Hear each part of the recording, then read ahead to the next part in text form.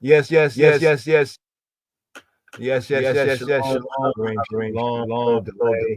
You don't see technicals behind the scenes, not going to hide them. All these technicals, but it does happen. And hopefully, God will guide I and I, and once again have smoother on time, a little bit late, 10 minutes or so right here. Also, sometimes we get like temporary, blocks on certain things that we have to just reason, articulate, and explain to, sometimes some so much. And as ones know that later on these podcasts will be freed up. So sometimes right after the podcast, they're free up for a while, but then, some disputes come in and they're always clarified. And most times the podcasts are available for review, and check out. So please give thanks. If you come across any of those difficulties, just let us know. LOJS.org. There's a contact there, or those who are on any of the other groups, WhatsApp, so forth and so on. Just give a heads up on that right there, and we'll definitely deal with that. But here, once again, the BTR Blog Talk Radio having some difficulties. We still are, seeking to be a little bit patient with them, but still inquiring into new opportunities, platforms. Those of us who do have the science and technology want to really encourage, we talk about, our people, so-called Black people in the Americas and the Caribbean, our inventions and creation. Well, we still have to be inventive and creative. But anyway, enough said on that right there. Let's pick up with a tune right here, Zebulon Dub System on Going to Zion, as we work some things out in the background, and then we'll be forward here. We have a double portion. Nitzavim, one standing, and Vayelech. Nitzavim standing ones the 51st and the 52nd. Sabbatical study here, a double portion for this Shabbat strong. But here going to Zion. Question, are we Zionist? Yeah, more heat. Yeah, about the African Zion. Yes, the African Zion. So in that context, we are, quote, Zionists or pro-Zion, Sion. Here going to Zion. Oh.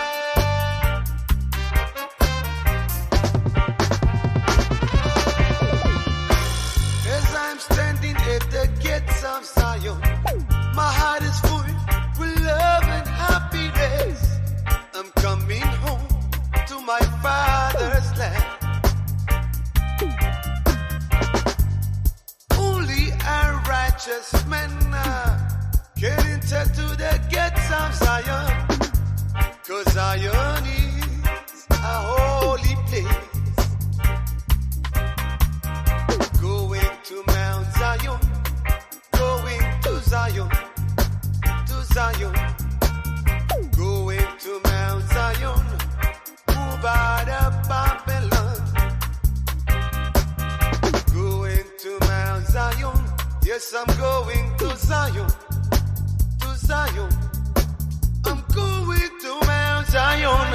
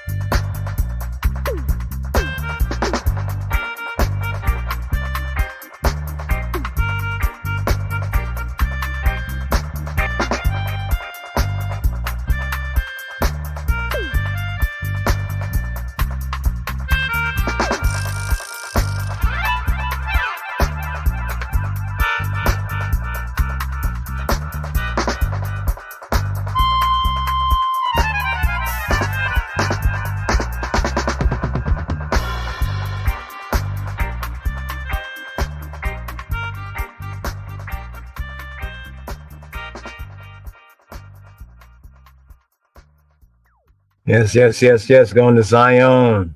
Zion. That's Zebulun Dub System right there. We're going to review right here. Yeah, I'm going to get the screen ready. All right, grab your pen, your paper, Sacred Scripture, Bible. Yes, I'm going to get into the teaching. We had the previous Torah reading and feeding the 50th. In the 50th, for Ki Tabo, some very interesting subject matters we need to address. Even the matter about tithes. What's the true order of the tithe? What does Torah really say? So one can see the falsity, of those who push it, right, nowadays in Christianity, and also in pseudo-prosperity ways and deceiving the people, right, daily. But here, we want to review the previous Torah reading and feeding Ki Tabo. Here. This is the audible from the previous Torah reading and feeding. Let me see if I can get that verse. I'm going to try to pull up the verse so you can see it on the screen. But hear this right here. This one did all of Israel. So we see the curses, the consequences for disobedience, right? Did all of Israel, right, fall, right? Did all of Israel fall, right? I want to speak about the unconditional and unconditional. People speak about this is unconditional, but we do see conditions in Torah. Right, in the Torah of Moshiach, to say the new covenant sense, but also the Torah of Moshe, because the core, the principle, as the Imperial Master Mahatma Selassie says, principle like above all, right? Principle first, right? Hating thy brother. Also touch on this theme right here. This is a segue. Here we have a double portion, but we need to touch on some of the teaching, because otherwise, when you jump into a later area of the book, if you didn't really pay attention to a previous chapter or some things that was explained over here, by the time you get over here, you would understand it correctly. You will overstand it better, right? So while we get this ready right here, let's go into the evening psalm for the second day of the Shabuah, right? Shabuah Tov, a good strong, good week, a good 7 right here. Here the second day. Here for the Shani day, we have here, Psalm 48. Psalm 48. Mizmor Memchet, Shir Mizmor Livne Korah.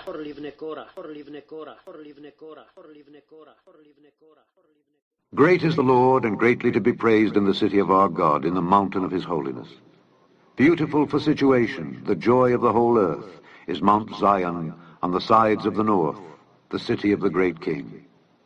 God is known in her palaces for a refuge, for lo, the kings were assembled. They passed by together. They saw it, and so they marveled. They were troubled and hasted away. Fear took hold upon them there, and pain as of a woman in travail. Thou breakest the ships of Tarshish with an east wind. As we have heard, so have we seen in the city of the Lord of hosts, in the city of our God. God will establish it forever. Selah. We have thought of thy loving kindness, O God, in the midst of thy temple. According to thy name, O God, so is thy praise unto the ends of the earth. Thy right hand is full of righteousness. Let Mount Zion rejoice. Let the daughters of Judah be glad because of thy judgments. Walk about Zion, and go round about her. Tell the towers thereof. Mark ye well her bulwarks, consider her palaces, that ye may tell it to the generation following. For this God is our God forever and ever. He will be our guide forever, forever, forever, forever, forever. Psalm 48, evening psalm for the second day, is chanted in the temple, right here, and chanted in the Iritical temple, Hebrew, double eyes.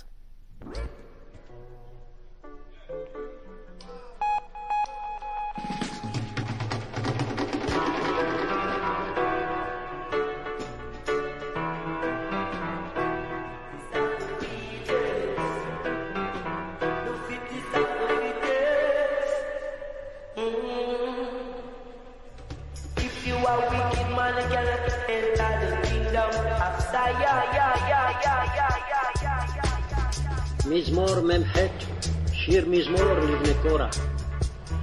גדול אדוני ומהולל מאוד, בעיר אלוהינו הר קודשו. יפה נוף משוש כל הארץ, הר ציון ירכתי צפון, קריית מלך רב.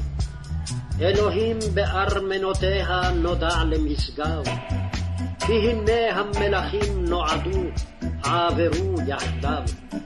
המה ראו כן תמהו, נבהלו נחפזו. רעדה אחזתם שם, חיל כיולדה. ורוח קדים תשבר אוניות תרשיש. כאשר שמענו כן ראינו, בעיר אדוני צבאות, בעיר אלוהינו. אלוהים יכונניה עד עולם סלע. דימינו אלוהים חסדך בקרב היכליך. כשמך אלוהים, כן תהילתך על קצווי ארץ, צדק מלאה ימינך. ישמח הר ציון, תגלנה בנות יהודה למען משפטך. שופו ציון והקיפוה, ספרו מגדליה. שיטו לבכם לחילה, פסגו ארמנותיה.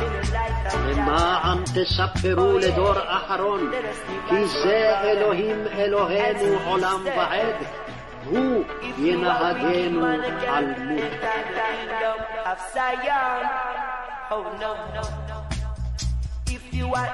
Psalm 48. מזמור מ"ח, שיר מזמור לבני קורח.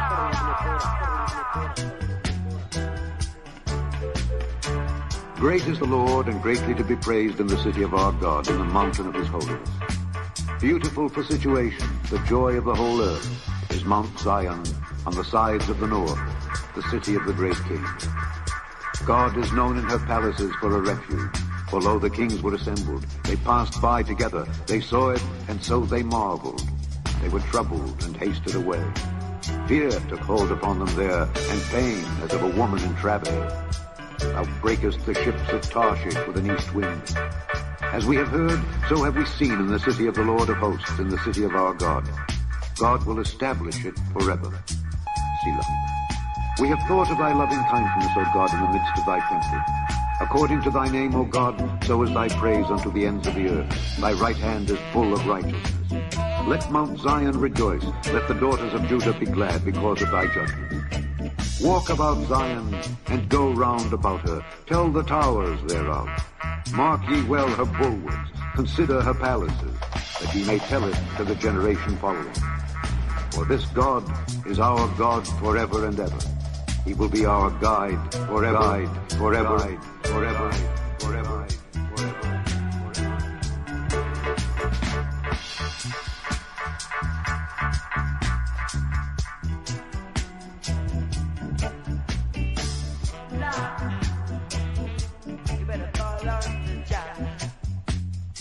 Yeah, call unto Yah. Yes. Right there. Psalm 48, the Hebrew, and then we had the English right there. But here, because we got enough here, double portion here. We have the previous Kitabo, the 50th sabbatical study Shabbat Strong. And from any of the questions that people ask, and we people, be asking, concerning the scripts. Oh man, the window just went out right there. Okay, having a little bit of difficulty here, but we're gonna work on this.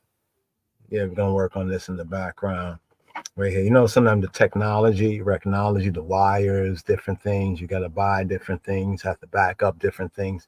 It's a part of the, the work that we must do.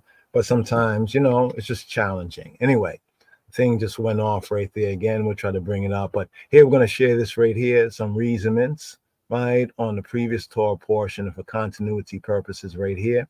Did all Israel fall? Now here's the question that needs to be asked. Did all of the Israelites and all of the B'nai Yisrael come under the curses? Ha-kalalot, the curses for disobedience, the curses for lo tishma'a b'koli Yahuwah. Did all of the Israelites? No. The majority, the great overwhelming majority of the sons, the children of Yisrael, so-called black man, black and brown man, especially here, these Americas and the Caribbean, especially here, after 400 plus years. So we have to address some things of this false idea of unconditional love. Are the barakot, are the blessings, and were the blessings, are they given unconditionally to Yisrael? Are they given unconditionally to Israel? Let's look at what was said before the great rebuke, the great tokaha and the tokahot. We have 98 tokahot between the verses 15 and 68 in Deuteronomy chapter 28. But first, before the great tokaha, before the great rebuke, the great reproof, for the sake of correction, a tokaha is a confrontation over sin, over uckery, over fornication under the crown of the lack, whether it's an actual chatiyat, whether it's an actual chet, actual sin, forfeiture, lack, missing the mark, or the possibility of ucking up, the possibility of lacking, as we have in Leviticus chapter 19, verse 17. And what does it say in Leviticus chapter 19, verse 17? It says, thou, the I, male, shall not hate achika, the I, brother. Wendeme, thou shalt not hate thy brother in thine heart. Thou shalt in any wise rebuke thy neighbor, and not suffer sin, not suffer uckery, not suffer sin up on him, and not suffer sin upon him. Lo tisna eta achika, thou shalt not hate thy brother. Be levaveka, in thy heart. Lo tisna eta achika, be levaveka. Thou shalt surely reprove thy neighbor. Hokeyacha, tokiyacha, eta emiteka. And not be a sin, not be a uckery because of him. With lo tisa alayo cheta.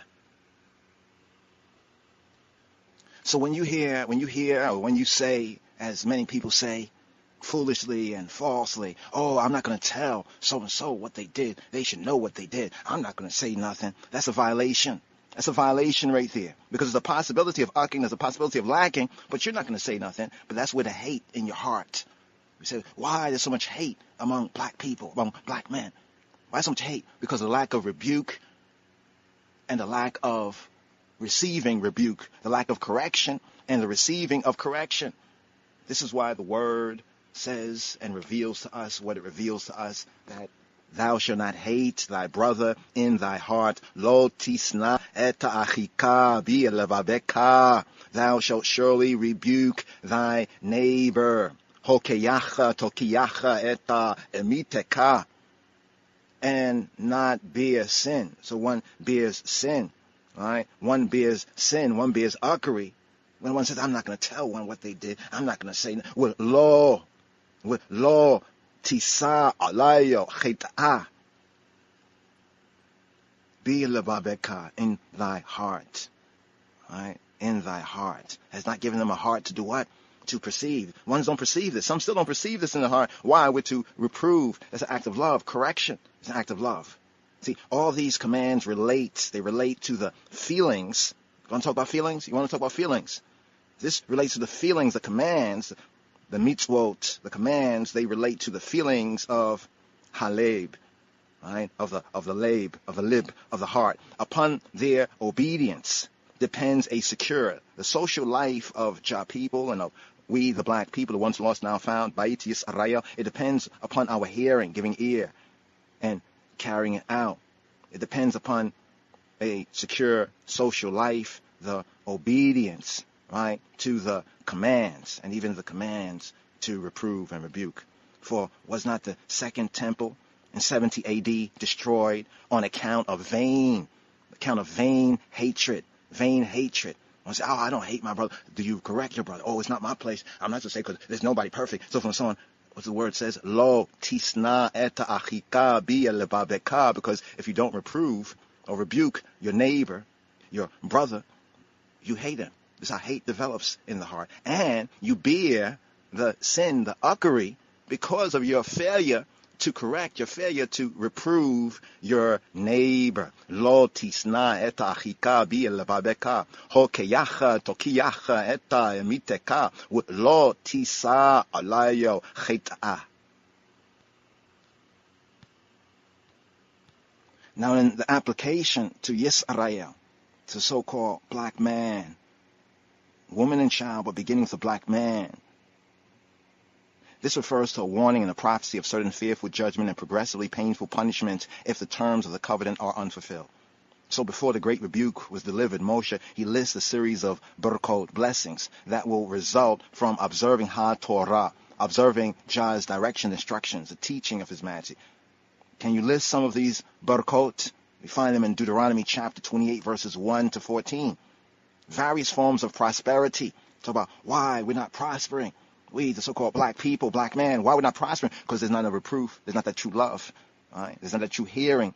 Shema'ah Yisrael. But upon the Shema'ah, upon the rightful Tokaha, there are various forms of prosperity that will, according to the words of HaTorah, pursue and overtake Ha'am, Ami. If I and we obey HaTorah, Jah's direction, instruction, we obey the teaching of his majesty. This includes the fruitfulness of the land, the abundance of children, a surplus of food provisions, the establishment of Yisrael as Ha'elohim, the true good, the true God, holy nation, set apart people, set apart nation that would be invincible among the nations, Ha-Goyim, in warfare, and an overall shalom, peace, protection, guidance, protection, and power that comes from Ha'el, the power, Ha-Elohim, the true good, the true God. So when I ask the question, did all the Israelites, have all the Israelites fallen under the curses of disobedience? No, not all of the Israelites. We have the remnant peoples, even the Israelites, we even have the Israelites of Ethiopia, the Israelites of the east of the river now, with the Israelites. We have those remnant tribes, the people, because here in the very same chapter that we have the 98 ha'kalalot, the curses, the consequence of disobedience, we also have the barakot, the blessings for obedience. So to the next question, are these barakot, are these blessings given unconditionally? This lie of unconditional, were they given unconditionally to Yisrael? Sounds nice, but it's not according. It means that if you believe that, it's true. Lo tishma b'koli Yahuwah, that you're not hearing, you're disregarding. And the disregarding, so if we hear the voice, we recognize that the barakot was not given unconditionally. It was not given unconditionally. And not all of the Israelites fell under the curses, but the great majority, the overwhelming majority of the Bnei Yisrael have come and fallen under the curses, the consequences of disobedience. But there is the remnant. And so we have the Lion of Judah, the Lion of the tribe of Judah upon the throne of great King David, because those receive the barakot that were given. See, the barakot, the blessings, will be and were bestowed only if only if the people obeyed the commandments of Ha'el, the true good, the true God of Elohim. Note that the only way out of the terms of the Sinai covenant, as renewed, it was renewed in the plains of Moab, would be through the institution of an entirely new covenant, the Berit Chadasha. Otherwise, the old covenant remains in force. The old covenant remains in effect. This is why when we're speaking about love one another, or we should love one another, we hear a lot of talk of love. But are ones regarding or disregarding the Koli Yahuwah, the Koli, the Kol, the Kal, regarding the word, the voice of Jehovah. See, some say that the opposite of love is hate. But it has also been said that the opposite of love is not hate, but rather a sense of indifference. See, so it says, thou shalt not hate thy brother in thy heart, but to rebuke. When you start to not reprove or correct your brother, this is where the hate develops, beginning with that indifference. See, it's the indifference. This is what explains why the tokahot, the punishments, the chastisements, would come if the people left their first love. Yisurim shel ahava, the troubles of love. The troubles of love, leaving their first love. The tokahot, the punishments given to Yisrael, are intended. And why were they given? It's intended to help Ha'am return to Shuba, to help I and I, both individually, indivisible, dual in the individual sense, and also in the communal, the collective sense, to turn from your astray way, and to give ear to the Koli Yahuwah, to the word, to regard the word of Jehovah. To return to he who he be, and to re-embrace his love, right? His love by keeping his word and fulfilling his commandment. This is the teaching of his majesty. Shema, Yisrael, Shema, O Israel, O Israel, O Israel, O Israel, O Israel, O Israel, O Israel, O Israel, O Israel, O Israel, O Israel, O Israel. Hear, O Israel. Hear, O Israel. Hear, O Israel. Hear, O Israel. We can rely on the conquering lion. Most lighter, you're the only one we can rely on. The conquering lion. Most lighter, you're the only one we can rely on. You know we are Israelite. Man, stand his plan. All he needs to do is follow the spirit, which is legit. That is how we'll all grow. Know him, Elohim. Man, stand his plan. All he needs to do is follow. Man, stand his plan. Man, stand his plan. Man, stand his plan. All he needs to do is follow the spirit, which is legit. That is how we'll all grow. Know him, Elohim. Yes. So here the verse, Leviticus 19 and 17. 19:17. Thou shalt not hate thy brother in thy heart. Interesting. You know, it says heartical, right? And there's artificial, but it says, thou shalt not hate thy brother. Here, thou shalt not hate thy brother in thy heart. Thou shalt in any wise rebuke thy neighbor and not suffer sin upon him.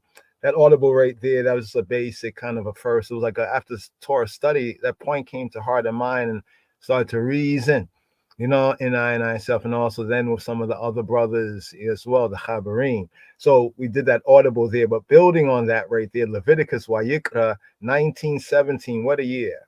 19:17. Thou shalt not hate thy brother in thy heart. You see the colon right there after heart?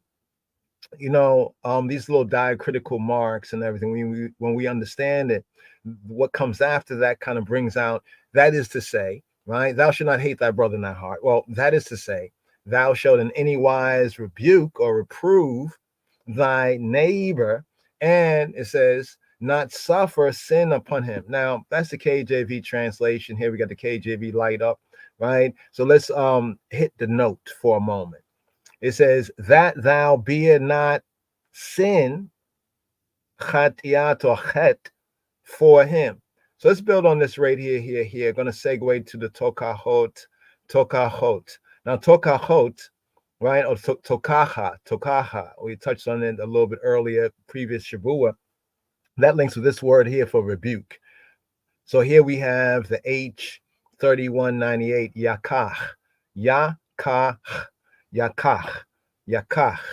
right? Yakach, Right? What does it mean? BDB, Brown's Drivers Briggs, defines it as to reprove, decide, judge, rebuke, reprove, correct, be right.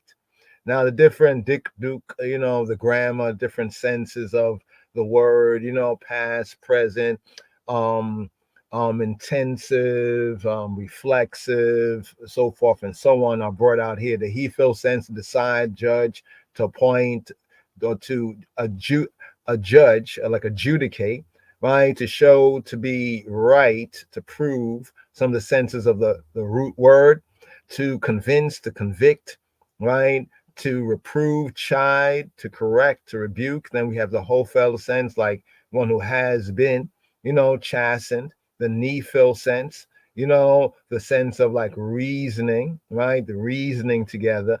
And then the heat pa'el sense, the reflexive part of the Hebrew, like going back and forth, almost like to argue. So it's almost like you come to reprove somebody, right? It can get into the heat pile sense when they kind of argue back. So you kind of going back and forth. So the different senses of the Hebrew is what we find in the biblical Hebrew that brings out the context from the shoresh, the root. So here we add a primitive shoresh, shoresh or shoresh.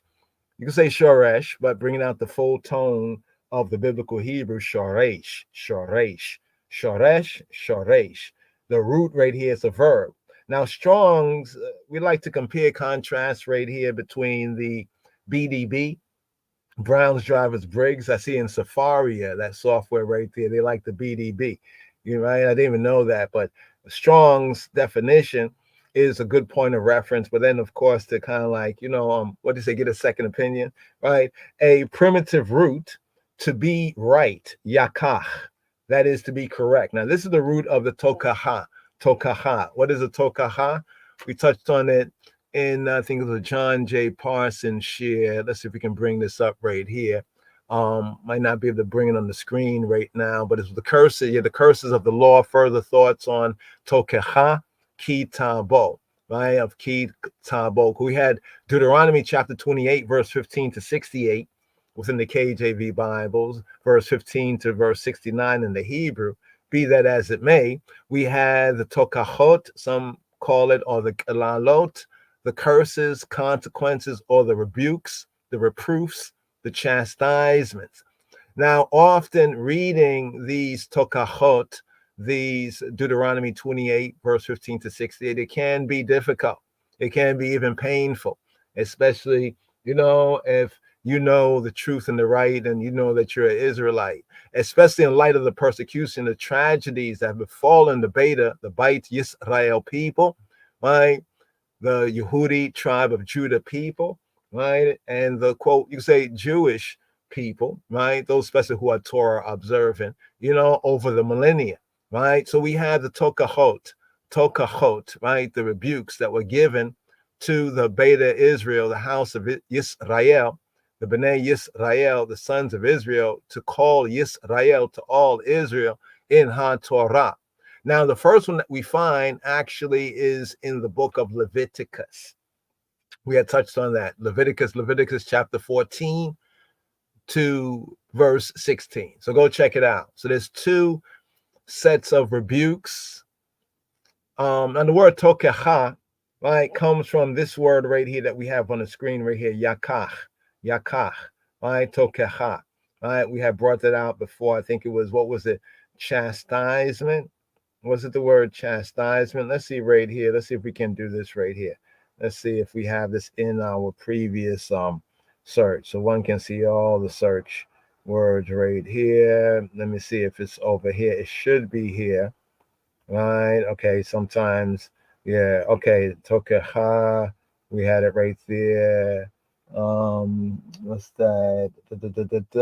Give me one moment, because sometimes the translation of a root word is not always one for one, right? In the translation, so sometimes we have to, go and do our study right here. Let's put, is it under correct? Let's see if it's correction. I know I didn't spell it there, but the machine think it's smarter, so we'll go with them, right?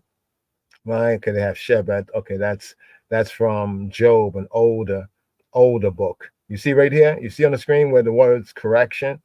One is the H7626, right? That's from Job. Eo, said to be one of the older books. It has an older Afro-Semitic, Ivrit, if you call it Hebrew, Yehudit. And, it's interesting, the different layers. Like look in the KJV Bible, thee, thou, that kind of language there. Ye, thou, thee, want, what was that? What, I wot not. What, I wot not. What? It took me a while to kind of look it up and figure that out. It means I know not, like one what not, and he what not. He what not, what not, what not, what? He did not know. That's old. So we can tell by looking at English, there's different layers of English. That's Victorian, that's Shakespearean, that's King Jamesian, and this is modern, so forth and so on. American English, English in other places. But here, the same is true for Hebrew. But you notice there's two different words right there. The H7626 next to correction, and there's the H8433. What's the H8433? Is this our word? There we go. That's the word right there. So when we're speaking about tokeha, the tokeha, right? Tokeha and the tokehat. Tokahat, tokeha, tokahat. What is a tokeha? What is this? Tokeha, right? It's rebuke, correction, reproof, punishment, chastisement, the first entry. So in the first sense, we find it not the letter of the law, but the spirit of the law. In the first sense, as rebuke, correction, reproof, punishment, chastisement. Secondarily, the tokeha and tokahat is argument, reproof, argument. You see impeachment, reproof, chiding, correction, rebuke. But you see where it says the origin from, right? So we're going to dig down to the shoresh. Let's bottom out the word, get to the shoresh, right? The H3198, yakach. So that's the same as in our verse in Leviticus, right? Same as, right? This is the root word right here, yakach. Yakach means like, it says to prove, to decide, to judge in that context, reprove, rebuke, reprove, correct, be right. So one's going to understand that. I'm going to repeat it, but as one's, hopefully, Chabarim, Talmudim, as you study, you'll get it, right? Yakach. Right, this is how you find the root words, like in this sense, when you get to the root word, right? But when you look at the root right here, it says to prove, to decide, to judge. Or let's go down to Strong's right here, to be right. It means, in the context of the language, yakach would be the third person male singular. The third person male singular. So it's like he be right, he argue, he decide, he justify, he convict. You get it? So this is how you just look up the root word right there, yakach, right? And then you have the word when it gets built, when it gets built and put into different contexts. So the tokeha come from yakach, right? So some things like some things might get dropped, like say the yod or aleph in the beginning, because they are like light letters. They're not weak letters, but light letters. Sometimes even at the end, the hey, the H might get dropped, as it goes through its dikduk, the grammar, you know what I mean? And the binyani, right? The binyani, and the building, as we build, binyani, right? Right there. Not, yeah, it sounds like Benjamin, but it's not quite, Benjamin, but it sounds similar, but not the same.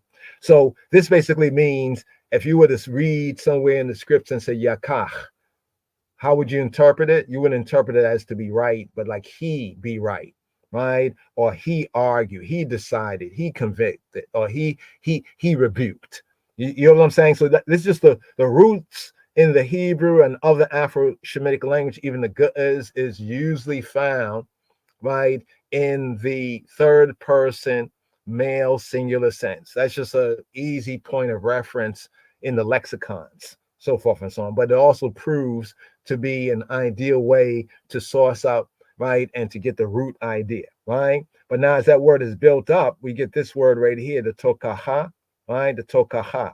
So often what we have in, that's called the curses for disobedience in Deuteronomy chapter 28, verse 15 to 68, as well as a rebuke, the tokaha, that we have in Leviticus, Vayikra, Leviticus chapter 26, verse 14 to 46.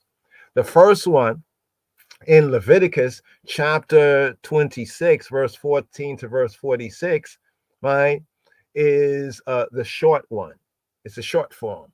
When we get to the second rebuke, the longer one, this is what's found in the key Tambo Torah reading and feeding. That's in Deuteronomy 28, verse 15 to 68. The rebuke in Leviticus, Wayikra, as we mentioned, it ends with some measure of tikwa, or some would say modern Hebrew tikva, hatikva. What's hatikva? Hatikwa, fully enunciated, is like hope, expectation, tikwa. It comes from like the word like cord, like you're pulling this to yourself. That when we get into the other details of it, but we have some hope or expectation. In Leviticus 26, verse 44, says, yet for all that, after going through a series of rebukes, tokechot, it says, yet for all that, when they are in the land of their enemies, I would not spurn them, or neither will I abhor them, so as to destroy them utterly. That's all the other audible there. Did all of Yisrael, did all of the Israel and the Israelites, right? The tribe of Judah and the Israelites, did all of them fall under the curses, the consequence of disobedience? I mean, can we apply this and say, well, you're an Israelite if you're only an Israelite if you come under the curses for disobedience? Can we come to that faulty conclusion, as many of the other Israelites that call themselves Black Hebrews have? No, we cannot, right? Because there is the blessing, right? The baraka, and there's the kalala, right? And it's a choice factor. What do you choose? If we say, well, we're Israelite because we can see we and our ancestors have come under this, that means we had a lot of disobedient ancestors, all right? And then we see other Israelites, like the Israelites of Ethiopia, or other Israelites, especially the Israelites of Ethiopia, and they did not, right? Historically, I'm talking about past, all right? I'm talking about past, right? Past, right? So it says, yet for all of that, when they are in the land of their enemies, I will not spurn them, neither will I abhor them, so as to destroy them utterly and break my covenant, break bariti, my covenant with them. For I, Yahweh, their Elohim. That's what we have in Leviticus chapter 26, verse 44. But when we get to Ki Tabo, 50th sabbatical study, Shabbat strong, the rebuke, the tokecha in Ki Tabo, when you enter in, it intensifies. It gets hotter and hotter and hotter.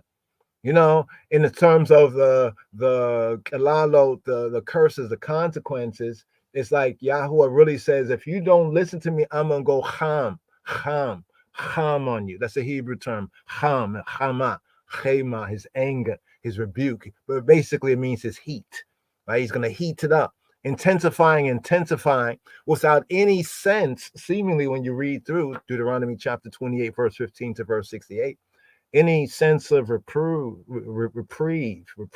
There's no sense of reprieve, right? No sense of reprieve in those reproofs, right? Indeed, the longer rebuke. Now, here's the key thing I wanted to share before we just continue right here.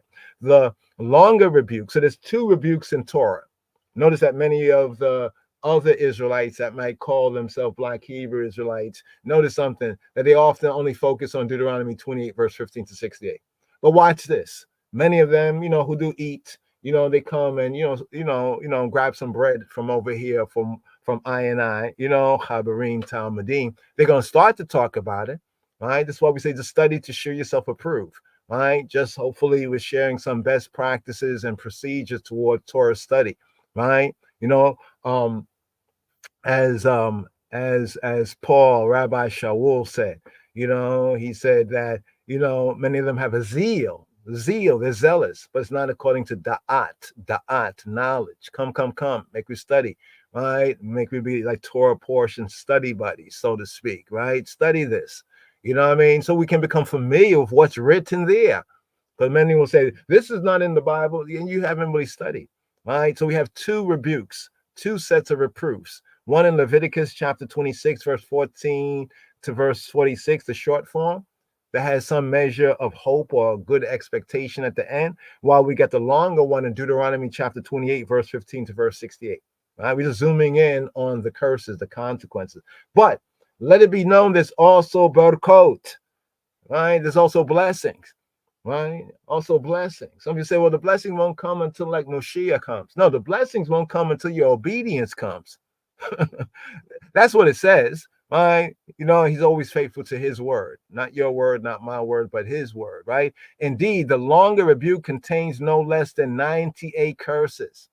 This is what's very interesting, right? The one in Deuteronomy chapter 28 has no less than 98. 98 kalalot, or curses or consequences, tokahot, right? While, right, Leviticus contains how many? And ones who's paying attention will know Leviticus chapter 26, verse 14 to verse 46, about how many curses, kalalot, tokahot, reproofs, right, rebukes are in Leviticus chapter 26. 49. Anybody know math? Anybody's good at math? 98 curses in the long form and 49 curses, consequences in the short form. Is this a coincidence? Is it just, coincidental? No, it's not. Right? According to the ancient sages, the earlier rebuke, the earlier one in Leviticus 26, right? The earlier rebuke, it foretold some of the sages, ancient sages, right, from even the BC time, coming into the early AD period, and still observed by later day Jews, some of this information that's right and accurate. The earlier rebuke given in Leviticus foretold the destruction of the first Haykal, the first temple, and the Babylonian exile of the tribe of Judah. Right, the tribes of Israel, the 10 tribes, they went into other areas. You know, we know that from the scripts, from history, right? Whereas the later rebuke in Deuteronomy chapter 28, verse 15 to 68, right, it foretold the destruction of the second Haykal, or the second temple, and the Roman exile. Did you know that the Roman exile continues to this day? The Roman exile of the tribe of Judah, right, i.e., by extension, the Beta Yisrael, continues to this very day in the diaspora, right, in the diaspora. So that math right there, the 98 curses, right, within Deuteronomy chapter 28, verse 15 to 68, is twice as long, right, as the Leviticus chapter 26, verse 14 to 46. So in Leviticus, there are as many as 49 distinct curses, consequences mentioned. And in Deuteronomy, right, chapter 28, there are 98. Right? There are 98. So here we just went here so we can bring out this word tokeha, right? Because if you go here, like even here, this proves that sometimes the translation is not one for one. So if you came in here at 3:11, where it says, "My son Beni, despise not the chastening." Look at this, the chastening, right? Notice the word chastening here is musar, which is a chastening, a discipline, right? And it's also a correction. So remember, we're dealing with English here. All right. So when we see that these words are similar but not the same, this should prompt our study. Right? What is the difference? This is where you get understanding. See, understanding in Hebrew is known as bina, but it comes from the Hebrew bean, like a bean. But bean, right, is related to the Hebrew bain, not just ben, but bain, right? Bain, which means to between. It means between. So the key understanding of understanding is being able to discern between things that are very similar, but that are not the same, right? That's understanding. It's a good understanding, where, for example, there's curses, consequences, blessings, and curses in Leviticus 26 and in Deuteronomy 28. Can you discern between the blessings and the curses? Can you discern between the curses, the consequences in Leviticus and those in Deuteronomy, right? How they are similar, but not always quite the same, but they all are what will befall Yisrael. But note this here too. There's two sets of them, right? Leviticus and Deuteronomy. But there were two, we could say, dispersions, right, of Israel as a whole. When we look at Israel as a whole, There was first the 10 tribes, northern tribes. They went, they went off, they went out, right? And then we had later on the tribe of Judah, right? That's why today when we speak about the New Testament and we say the Jews or we say Yehudi or Hay Yehudim, we keep emphasizing that. We say, well, the Israelites in the New Testament, when we talk about the Judeans, primarily speaking about the tribe of Judah, right? Basically, as we would say, the tribe of Judah carried the swing, right? After the 10 tribes was taken out of Yahweh's presence and scattered among the nations, right? But then look at the fact that we have these two dispersions, the 10 tribes, right? Joseph or Ephraim, right? Prophetically referred to as Ephraim. And then we have the tribe of Judah, right? And then also see the interesting link that we have between these two mentions of blessings and curses and consequences. But it says, my son, despise not the chastening of Yahweh, the discipline of Jehovah, neither be weary of his tokecha, of his rebuke or his correction, right? Of his rebuke, of his correction. Notice over here, you see over here, Proverbs 7:22, the King James translator says, what it says, as a fool to the correction of stocks, right? Straightway. You somebody say straightway? Suddenly. Okay, here the H4148 is Musar again. All right, so this is a question for the Chavarim who are into studies. What is the difference between Musar, right, and Tokecha? Right? What is the difference? What's the similarity, but what's the difference? Right? But notice right here, we see that's always not one for one. Right? It's always not one for one here. You see a lot of the words for correction here, right, is the H4148. That's the Musar. We're scrolling until we get to the 8, the one with 8, the one we just showed you right there. Let's see right here. This one has the 3198. Now this is the root word, yakach, of tokecha, right? The root word, rebuke, right? Here we have, okay, now that's the New Testament, 2 Timothy 3:16. But it's a good verse. Let's read it. All scripture given by the inspiration of Elohim, profitable for doctrine or for teaching, right? For reproof, right? For correction, for instruction in righteousness, right choiceness. Now, one more place we want to touch on right here, just before we go forward right here. Okay, and Esau ain't just something when we search hate and heart. We just did a search on hate and heart. Something to find the verse we're looking for. We might remember unique words, not the and of and, but unique words in the sentence or a name in the sentence, and try to look up, exactly as the KJV, so when we're using KJV, so what I mean. So, and Esau hated Jacob because of the what? Baraka, the empowerment to prosper, wherewith his father blessed him. And Esau said in his heart, the days of mourning for my father are at hand. Then will I slay my brother Jacob. But notice where he said this. He said it in his heart. But notice their mother, Rebecca, she knew this. Wait. But if Esau said in his heart, how did Rebecca know this? Right? Because the Holy Spirit was with that matriarch right there. Right? Remember, to her, it was revealed to two manners of people, not to Isaac, who was legally blind and wanted to go off and, bless the one who had sold his birthright. Right? He can get a blessing, but it must be a secondary blessing. It can't be the blessing of the firstborn, because if you sold your firstborn, if you sold your firstborn status, you don't have the firstborn status. Check. But see, he probably kept that in his heart as well, right? Esau. But there's ones who love to defend Esau. Talking about they love Christ and they love Israel, the Israelites, but they always make an excuse for Esau. Wonder why.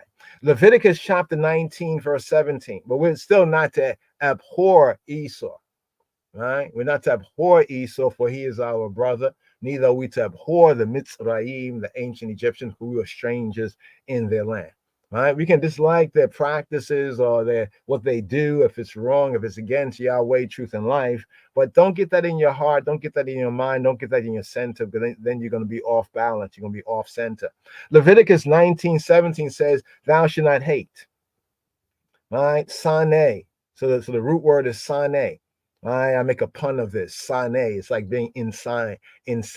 Right? Insane, right? In hatred, insane, insane. To hate, to be hateful, hater, one hating, hater. You know, the hate can be of persons, of nations. The hate can be of God. The hate can be of chokmah, of Ainai, of mother wisdom, as Robbeinu Yeshua said, that wisdom is justified, made righteous by all of her children, right? So hate, the verb right here, to hate. You see, but in this sense, like hate personally, right? This is like a personal hatred, right? You know, personal hatred, right? It says, "Thou shalt not hate achika."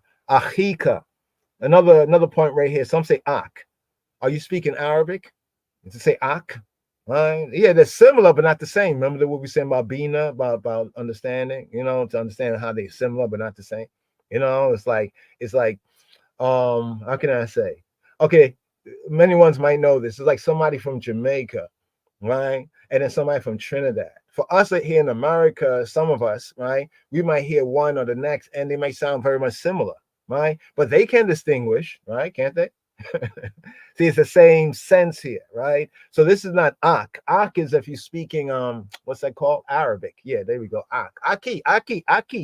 Right? Aki and sulfate. No, aki, right? But actually in Hebrew is ach. People say, oh, that letter there is Yiddish. This is some stupid people. No, and I gotta say, it's just some stupidity. Come on, it's just stupidity. Have you been studying the language? No, you know, but you think you're an Israelite. Okay, it's ach, ach, right? Ach, right? It's a ach.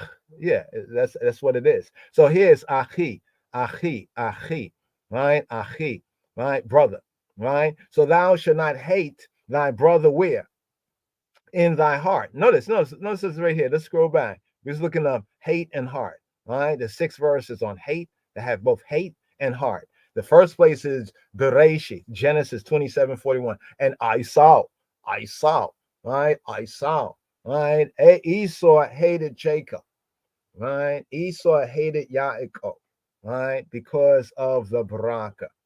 You know what I mean? The Arab Mohammedan world hated, you know what I mean? The Ethiopian and the black Jews and Christians, yeah, because of the baraka, right? But let's go on right here. Thou shalt not hate achika, right, in thy heart, right? Thou shalt in any wise. What's that right there? Notice this right here. See. Are you seeing? Look at the numbers. Just look at the numbers, y'all. Look at the numbers. Thou shalt in any wise. The number behind is supposed to refer to what they were working with in translation. It's the H3198. You see that? Then it says rebuke. You see the word rebuke? What number is that? H3198. So are they saying that the word rebuke is the same word in Hebrew as thou shalt in any wise? Well, in Hebrew it is, but does that make much sense in English? You see, they be doing that because the translators, of course, not of course, but they did, just historically speaking, they took certain liberties. And we're not against the translators way back then because, of course, as knowledge increased, Daniel's prophecy says they shall go to and fro, right? And knowledge shall increase. So I don't know exactly what they were working with. But from today's view, for right now view, I say this is confusing, right? Thou shalt in any wise. The word wise, this is not the word for wise right here, right? Although yakach, right, like reproof, right, rebuke can make you wise, but what it is both words are the words yakach, because it's saying the intensity of it, the intensity of it. We're going to bring out the Hebrew just now, right? Thy neighbor and not suffer sin upon him. Sometimes they give you these notes, and when we read the note, sometimes we're like, really?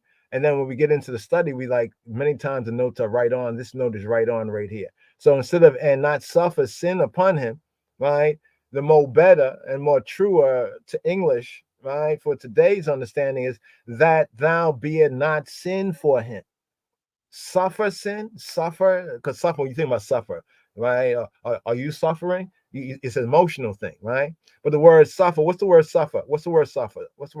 Nasa. Wait, come on now. Nasa means to lift up, doesn't it? Oh, but some folks out there, you know, on TikTok or whatever, every time you're like, oh, Nasa means to deceive. How many of you have heard that? You probably can look it up right now. If you go around, look up NASA. People who don't know Hebrew, they give you some Hebrew highlights and everything.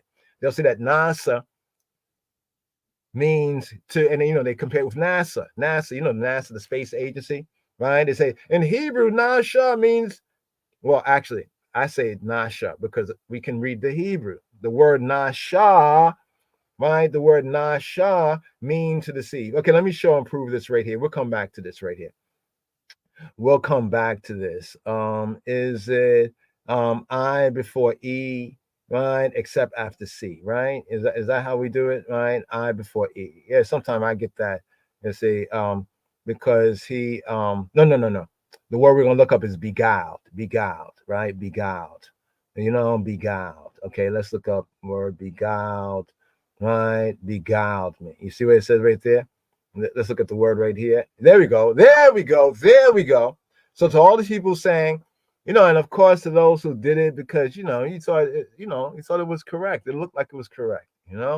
Why there's no chet sin uckery on you unless you don't reprove yourself about that and correct this and update it. Though I know some are still going to be pushing. No, nasa means because you made yourself believe that. But we're showing and proving right here that the word nasa means to lift up.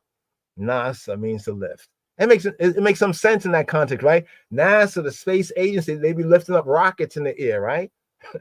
Isn't that what they do? They be lifting up rockets in the air, right? Right? They want to be way up there in the lower atmosphere, right? They say the atmosphere actually reaches as far as the moon, the atmosphere of the Earth. I don't know if you found out about that, but just a little word to the people on the NASA thing. But the main point here is that NASA does not mean to deceive. Nasa means to lift up, right? The word nasha, you see, nasha, right? Nasha means what? To beguile, to deceive. What word is this? Nasha. Or if you want to say the phonetics is funny, man. The phonetics they be having, North Shore. Who said North Shore? No, sa. Right? No W glide at the end of it. There's no W glide. It's sha, right? Not nor, shaw. No. But if you want to do that, maybe that's your accent, your mother tongue. So be it. Hopefully we'll understand, right? To beguile, to deceive. That's what NASA means, right? I mean, nasha. That's what nasha means. To lead astray, nasha. So we can say that nasha. See, now you get into Hebrew, how even in the Hebrew there's rhyme and there's pun. So nasa, they're about all that nasha, right? They're about God leading astray, deluding, seducing, beguiling, like the serpent did right here, where Yahweh Elohim said to the woman, "What this thou hast done?" And the woman said, "Ha nachash." The who? The nachash, right? The nachash. The serpent, the nachash, right, beguiled me, nashad me, right, and I did eat. So you see that right there? Just one more time for one to take a screenshot of that nasha. See nasha right there? This is nasha, right? Let's go right here. So there we go, nasha. Keep it at the transliteration. The English transliteration is correct. Right, the phonetics is not quite correct, but anyway, you see down there, BDB, to beguile, to deceive, right? Nasha. Right, nasha. Now let's go over here back to heart, heart, right? Hate and heart. This teaching right here. So what we? Oh, and not suffer sin. So with the word suffer, you see the word suffer and not suffer. They have the H5375. That's nasa. Right? What does nasa mean? Nasa means to lift up. Nasa means to bear up. Nasa means to carry. Nasa means to take. Let's look at the sense of it. So this word, nasa, biblical Hebrew word nasa, but it's also a shared Afro-Shemitic word, right? Even in the Amharic, we say tinsaye. Tinsaye, right, comes from, Nessa. Nessa is the the Ethiopian Amharic way, and also good is later Good's way of saying, to lift. Tinsai, resurrection, Tinsai. Tinsai come from Nessa. Nessa is related from the Amharic with the word nasa, right? And both of them bear the same meaning. Bear, lift, bear up, carry, take, lift up, bear, carry, support, take away. You see what the word can also mean to forgive? You see right here, to forgive, right? Why? Because according to the Hebrew, right, the Hebrew understanding, sin, chatiyat, sin and guilt, guiltiness rests upon them conscience.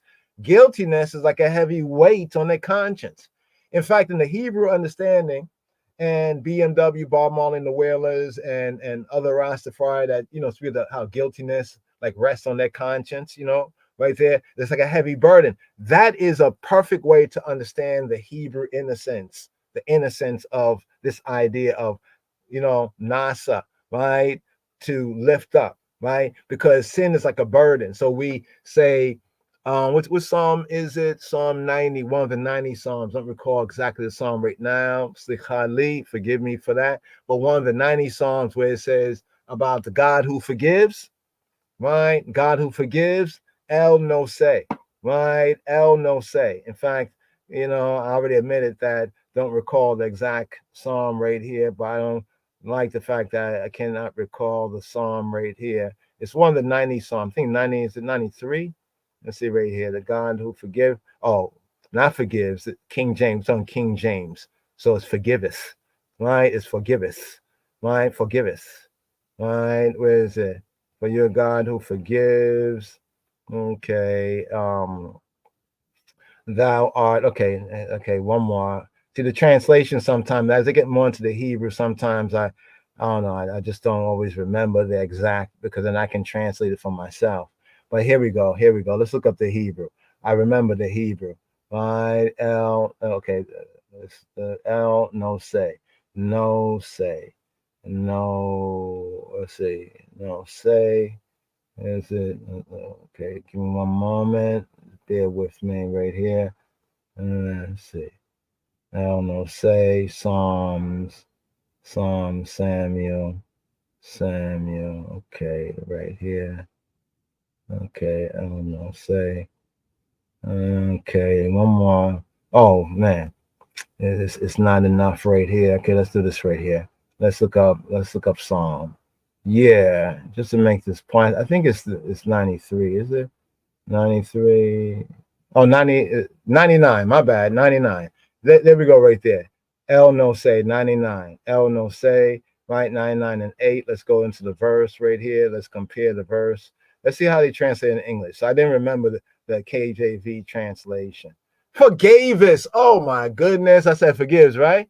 I said forgives, and I recognize that they don't really do that right there, like forgive us. I thought it was forgive us. So I said, let me just put forgive, but they put it like in the past tense, forgave us. There we go, forgave us. Thou art a God that did what? Forgave us them. So if you go with the people who say that nasa means to deceive, what the translation would be. It would be a blasphemy. It'd be a slander. You know what I mean? But here, thou art a God, El no say. So this also brings another divine attribute. Thou answerest them, O Yahweh, he who be, Eloheinu, I almighty power. Thou was El no say. Thou, El no say, right? Thou was a God that forgavest them. Though, right, thou tookest vengeance upon their inventions, tookest nakam, right? Nakam upon their alila. Now, alila. Now I know someone say, well, what about aliyah? You really want to go there right there? No, okay, this is a deed. This is a deed of doing, right? Now, this is a deed of doing. How can we explain this? For man is something that is bad, like man really being bad. Some people try to say that God is wicked. Our God is because he does evil, or he allows evil things, and he creates evil. He creates those consequences for uckery, right? And people say, hey, this is the alila, but this comes from this one, Allah, right? Aliyah, right, comes from Allah, not Allah, the Mohammedan thing. You know what I mean? Yeah, we'll get into the little linguistics. It means to act severely, to deal severely, to make a fool of, right? To make a fool of, right? And it's often used in the context of Yahweh when he punished, like say the Mitzrayim, and when he punished Israel, right? These are like his effects, right? Like here, this brings it out pretty good. The effect thoroughly to glean, by implication, in a bad sense, to overdo, that is to maltreat, to be saucy to pain, to impose, right? So yes, Yahweh has his exploits when it says an exploit of God, right? Or the performance of a man. But you notice when it says the exploit of God, the affecting the exploit of God, right, is in a good sense, but the performance of man often in a bad sense. The implication is take opportunity, take opportunity, right? But be that as it may, right there, he took his vengeance on their inventions, right? And probably gave them deuces, he gave them the alila for their alila, but it's a different, it's a different word right there. Okay, so we went all the way over here, 98 and 8. Definitely going to try to remember that in the future. But anyway, so be it, so be it. Let's get this out right here. Let's get back to this. Okay, let's change this up as well. Let's go back to not that. Forgave us. I gotta remember that forgave us. Right. Okay. We're only in Psalm. Let's do this right here. Give me one moment. Okay, see, I'm in Psalms. I'm only searching Psalms. Sometimes if you're like in a particular book, or it's in a book, you can confine your search right there. So now this is searching the whole scripts, right? And the whole scripts here, we have 6 places where hate and heart is. So here in that last part, and not suffer, right? Not what? Lift up. What? Not lift up. What is this right here? Not lift up. It's in the sense of to bear, to carry. That's the sense of it, to bear, to lift up. In other words, something that's lift up, almost like by you hating your brother in your heart. You see he went wrong, he did something wrong. You're not going to reprove him because you figure he should know what he's doing, so I'm not going to tell him nothing. That's coming from your Satan in your mind, right? Especially if you have Yahweh, truth, and life, right? Therefore, what happens is that you begin to carry and support. You're supporting him in this. You are bearing, carrying, supporting. It's almost like you lift up that burden and you put it on your own back. That's what it is. This is the context of this right here, right? Suffer sin. Suffer what? The chet, not chet. It's not chet, right? But chet. What is chet? Chet is sin, right? But let's get to the root of the word sin. Chet is sin from chata. What is chata, right? And this is a shared Afro-Semitic word found in the Ethiopic and found in the Ge'ez as well. To sin, to miss. So chata. What's chata? Chata is a sin, to miss the way, to go wrong, to incur guilt. Remember, the guiltiness rests upon your conscience. Am I making that point right there where it says not suffer in the sense of you bearing, you carrying upon you, you bearing like on your shoulder. He messed up, but you carrying. It's like what's the saying I heard from some of my brothers and sisters from the Caribbean? They said the Afro-Caribbean brothers and sisters says drink bitters. I ain't gonna drink bitters for somebody else's fever. You get the idea, like you ain't gonna drink bitters for somebody else's fever. Like you ain't gonna take medicine, right, for somebody else's sickness. Because if you take the medicine and you well, what's that gonna do for them? That's the context of Leviticus 19:17. This verse here in 19:17. So if you don't do that, what happened is you incur guilt, right? And therefore you also are missing the way, you're missing the mark, right? And thereby doing that, you are forfeiting it. Now, you see the word purify from uncleanness, that context there of it, take a little more kind of show and prove. But let me just give a quick example here. If somebody did a chet, a sin, right? They had to give a chet. Okay. If somebody ucked up, they had to give a uck. If they said they didn't give a uck, then the uck remained on them and the guilt turned up on them, right? In other words, if they did a sin, they had to give not a sin, but a sin offering. The offering for sin was called the chata'at, from the same word. So the sin offering. What did that mean? to explain it in principle, it's like they missed the mark, did the missing of the mark, right? So they had to give the offering, right? That is known as the missing, right? The chata'at, to cause what they missed to be missed. I don't know if you can understand that right there, right? And that's where we get purified from uncleanness. I know some people will go there first, right? That was the last entry, but we can get into more detail and show and prove examples. But here's the verb, chata. Chata is the verb, chet is the noun. Chata means to miss. He missed, to miss the goal, to miss the path of right and duty. So you're suffering chet, both what he has done that you should have reproved or rebuked him, and the fact that you're not reproving or rebuking him and then say, he's my brother. He's my brother. I love my brother. But he should know what he did. I ain't gonna say nothing. That is that is up, right? To miss the goal or path of duty. Now, if you tell him, yo, you're wrong with that because Josh, and he's like, then left him. You did your part.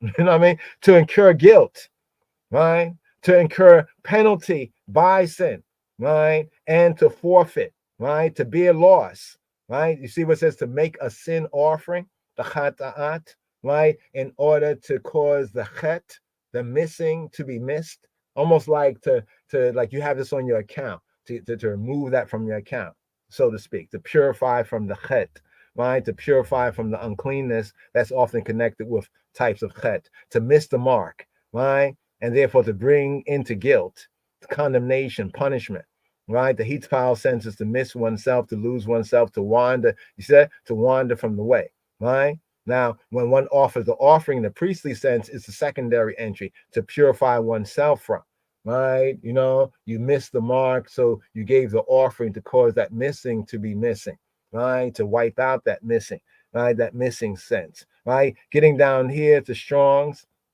and you can see by inference, you see it was by inference, you see, by inference, right? To forfeit, to lack, but it can also mean to expiate or to repent, right? In a causative sense, to cause one to sin, to miss the mark, is to lead astray, is to condemn, right? But the basic sense is to miss.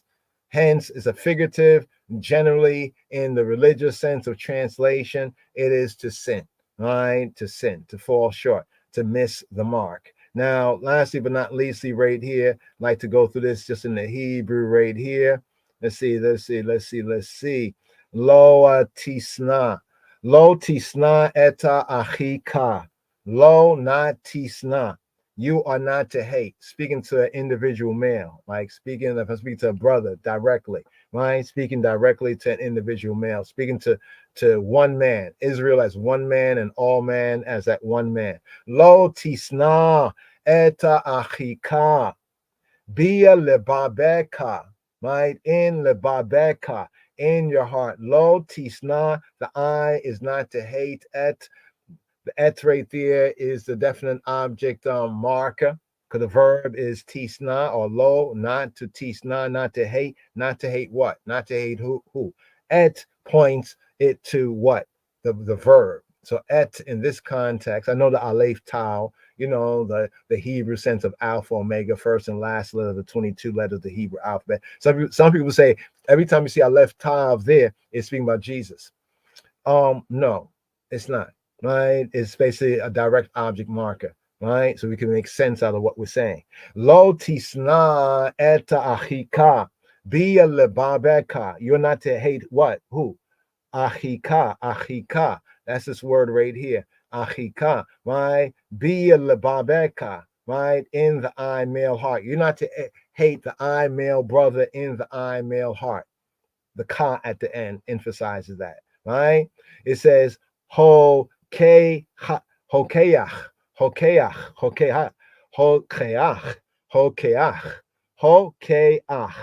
So right there, here's why it's double when it says in any wise to reprove him, right? Rebuke him, and we notice that there's a repeat of the same number. It's because the word here is hokeach, like reproving, tokiach, right? Tokiach. So it's like reproving, you shall reprove, It's like reproving, you shall reprove. That's the intensity of it. Like really, really, for real, for real. You know what I'm saying? For real, that doubling. Hokeach, tokiach. Hokeach, tokiach. So reproving, the I, male, shall reprove, right? At, reprove what? Reprove who? At, direct object marker, amiteka, right? Thy neighbor, thy companion, amiteka, right? And then it says here, the last part, it says, willow, right? Willow tisa, and not to lift up alayo, right? Alayo, alav, right? Upon him, right? Chet, and not to lift up upon him sin. It's like saying that we're not to allow our brother in that thing we should have reproved them. We know it's wrong. If we don't say anything, it's like we are lifting up upon, like we're putting sin on him, is what the Hebrew is kind of bringing out. Veloa tisa alayo chet, or modern Hebrew, velo tisa alav chet, velo tisa alav chet. Right, in the modern Hebrew Afro-Shemitic pointing, velo tisa alayo. Alayo cheta. Willow tisa alayo cheta. Not to lift up upon him sin. But look what it says. You are not to incur, right, guilt on account of him. That brings out the spirit of it as well. But what you're doing is you are putting like sin on him, because what you should be doing is taking it off him, right, by reproving him. This is where in the highland, the Israelites of Ethiopia, right? And even among many of those who are, we say Christian, but coming from that Hebrew Israelite root that was planted there, there's a tradition where, like, if I wrong my brother, right, and I wanted to show a sign of repentance, I would take a stone, I would put on my shoulder, I would go to his gate, right? I would, like, say early in the morning, like in that time before he got out to work or whatever, I would get his attention. I'll go, it could be any other time, but usually, when he's home, I will go there and have the stone on my shoulder, right? Now he has a choice, right? He can come, he can take that stone and bash me over my head, or he can do, to show a sign of forgiveness, he take that stone and put it down on the ground, right? And then,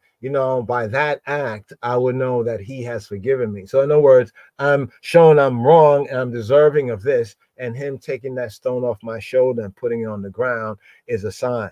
Now, you say, where'd that come from? By studying the Torah, right? You begin to recognize where that would come from a people familiar with this would do that, right? So right here, just to bring this out right here, this part here, of course, there's a little bit more, but suffice it to say for right now, we're going to segue in this reasoning, right? Because we have this Torah reading and feeding before us right here, and it's a double portion, right? But a little bit more on the tokachot. What does the word tokaha and tokachot? Tokaha rebukes, sometimes interpreted as rebukes, chastisement, rebukes. We have this here within the Torah, and especially within the chapters 28, the rebukes, the chastisement, sometimes brought out as reproof, rebukes. The word tokaha, a confrontation over chatiyat, over sin, over ukri, over lack, forfeiture.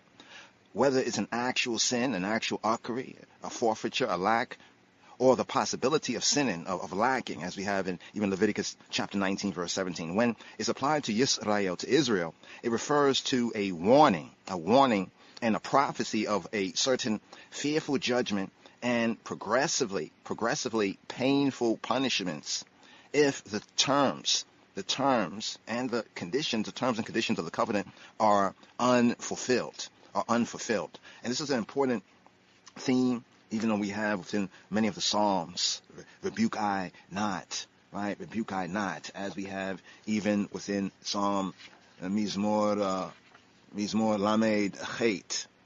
Lamed Chet, O Lord, O Jehovah, rebuke me, rebuke I not in thine anger. Yahuwah, Allah big etzipika, tokecheni, tokecheni, tokecheni, tokecheni. Rebuke I not. Rebuke I not. It actually brings out the sense in the Hebrew. Not in anger, not in al big etzipika, al big etzipika, not in etzipika, not in the eyes wrath, not in the eyes anger. To ki cheni, in other words, rebuke I, but not in thine anger. If you rebuke I, but not in thine anger. So we have the word tokaha, rebuke, reproof, rebuke and reproofs.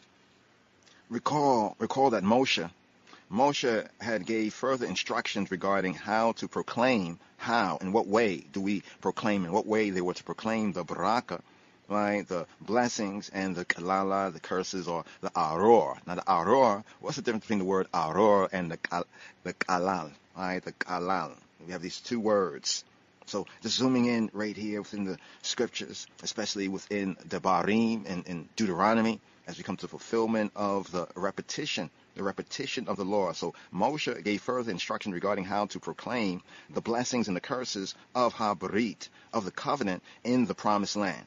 Now, we have an earlier mention of it in Parsha Re'eh, also in Kitabo. After crossing the Yarden, the Jordan, and entering into Shechem, the tribes were to be divided into two groups. So we have 6 of the tribes on Mount Gerizim shouting Amen after the Barakot, the blessings, were announced by Halloween. And we have 6 of the tribes shouting Amen, Amen, assenting, so be it, let it be, after various curses or consequences were foretold and were announced. Now, after describing this particular rite, this ritual, Moshe, he delivered the tokaha, the rebuke, in that he foretold a terrible, a dreadful, a awful litany of consequences, or the curses, was often referred to as the curses for disobedience, including the prospect of being scattered among Hagoyim, among the Gentiles, among other nations and nationalities, the international community, because of Ha'am, because of the people, even Jah people, once lost, now found, black and brown sheep of the Beit Yisrael, their future, pointing out their future disobedience.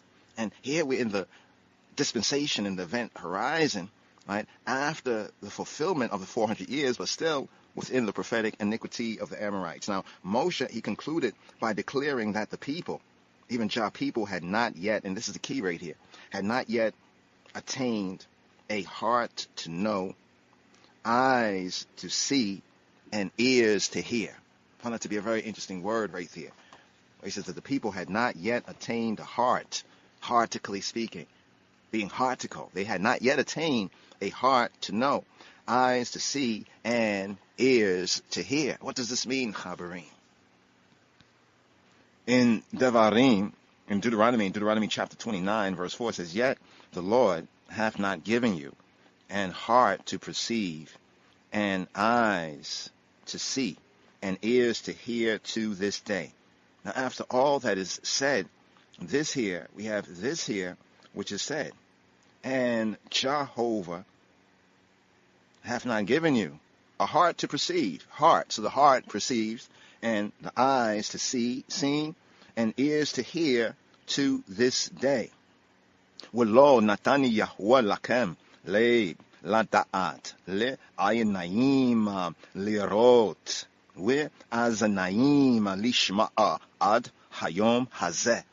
Now, it's interesting here, because this particular word that we have in Deuteronomy chapter 29, verse 4, "Yet the Lord, yet Jehovah hath not given you a heart to perceive, and eyes to see, and ears to hear to this day." We find it in the Brit Chadasha. We find it being quoted in the New Testament, in the Hadith Kidan. You find this quote right here, even in Romans chapter 11. In Romans chapter 11, verse 8, it reads, "According as it is written, God hath given them the spirit of slumber, eyes that they should not see, and ears that they should not hear to this day." Now, of course, there is slightly different, but the essence of the verse says that they don't have the heart to perceive. Now, what's interesting, it says, teach us, right? Teach us to number our days, that we may apply our hearts to Chokmah. And the key in Mashal and Proverbs, the connection in Proverbs and the teaching in the Proverbs, the Mishlei Shlomo, the Proverbs of Solomon, with wisdom, right? Wisdom and hearticality, and being heartical and heart perceiving. Teach us to number our days, that we may apply our hearts to wisdom. In Mizmor Sadai, in Psalm 90 here at verse 12, so teach us to number our days. Limnot Yamenu Kain Ho Da'a. So teach us to number our days, that we may get I and I a heart of wisdom. We Navi Levav Hakma. Teaching us to number our days, that we may apply heart of wisdom. We Navi Levav Hakma. Teach us to number our days. Limnot Yamenu Kain Hoda'a. We Navi Levav Hakma. Wisdom and getting to know, getting the gnosis, the da'at, the Hebrew da'at, the da'at. Now the da'at, the word da'at is knowledge. And then we have it as dat, the eish dat, fiery law. It's interesting because as we study the Hebraic word or interpretation of what we know as religion, it comes down to two words. One of them is dat, the dat. What is dat? Yes, dat, the da'at, the knowledge, the gnosis. But here it says that according as is written, where is it written? You can compare some verses from the prophets, but we also compare here from Ha-Torah, from the Torah. Deuteronomy 29, in some manuscripts, Hebrew manuscripts, it's the third verse. KJV, we have it as the fourth verse. Yet Jehovah hath not given you a heart to perceive, and eyes to see, and ears to hear to this day.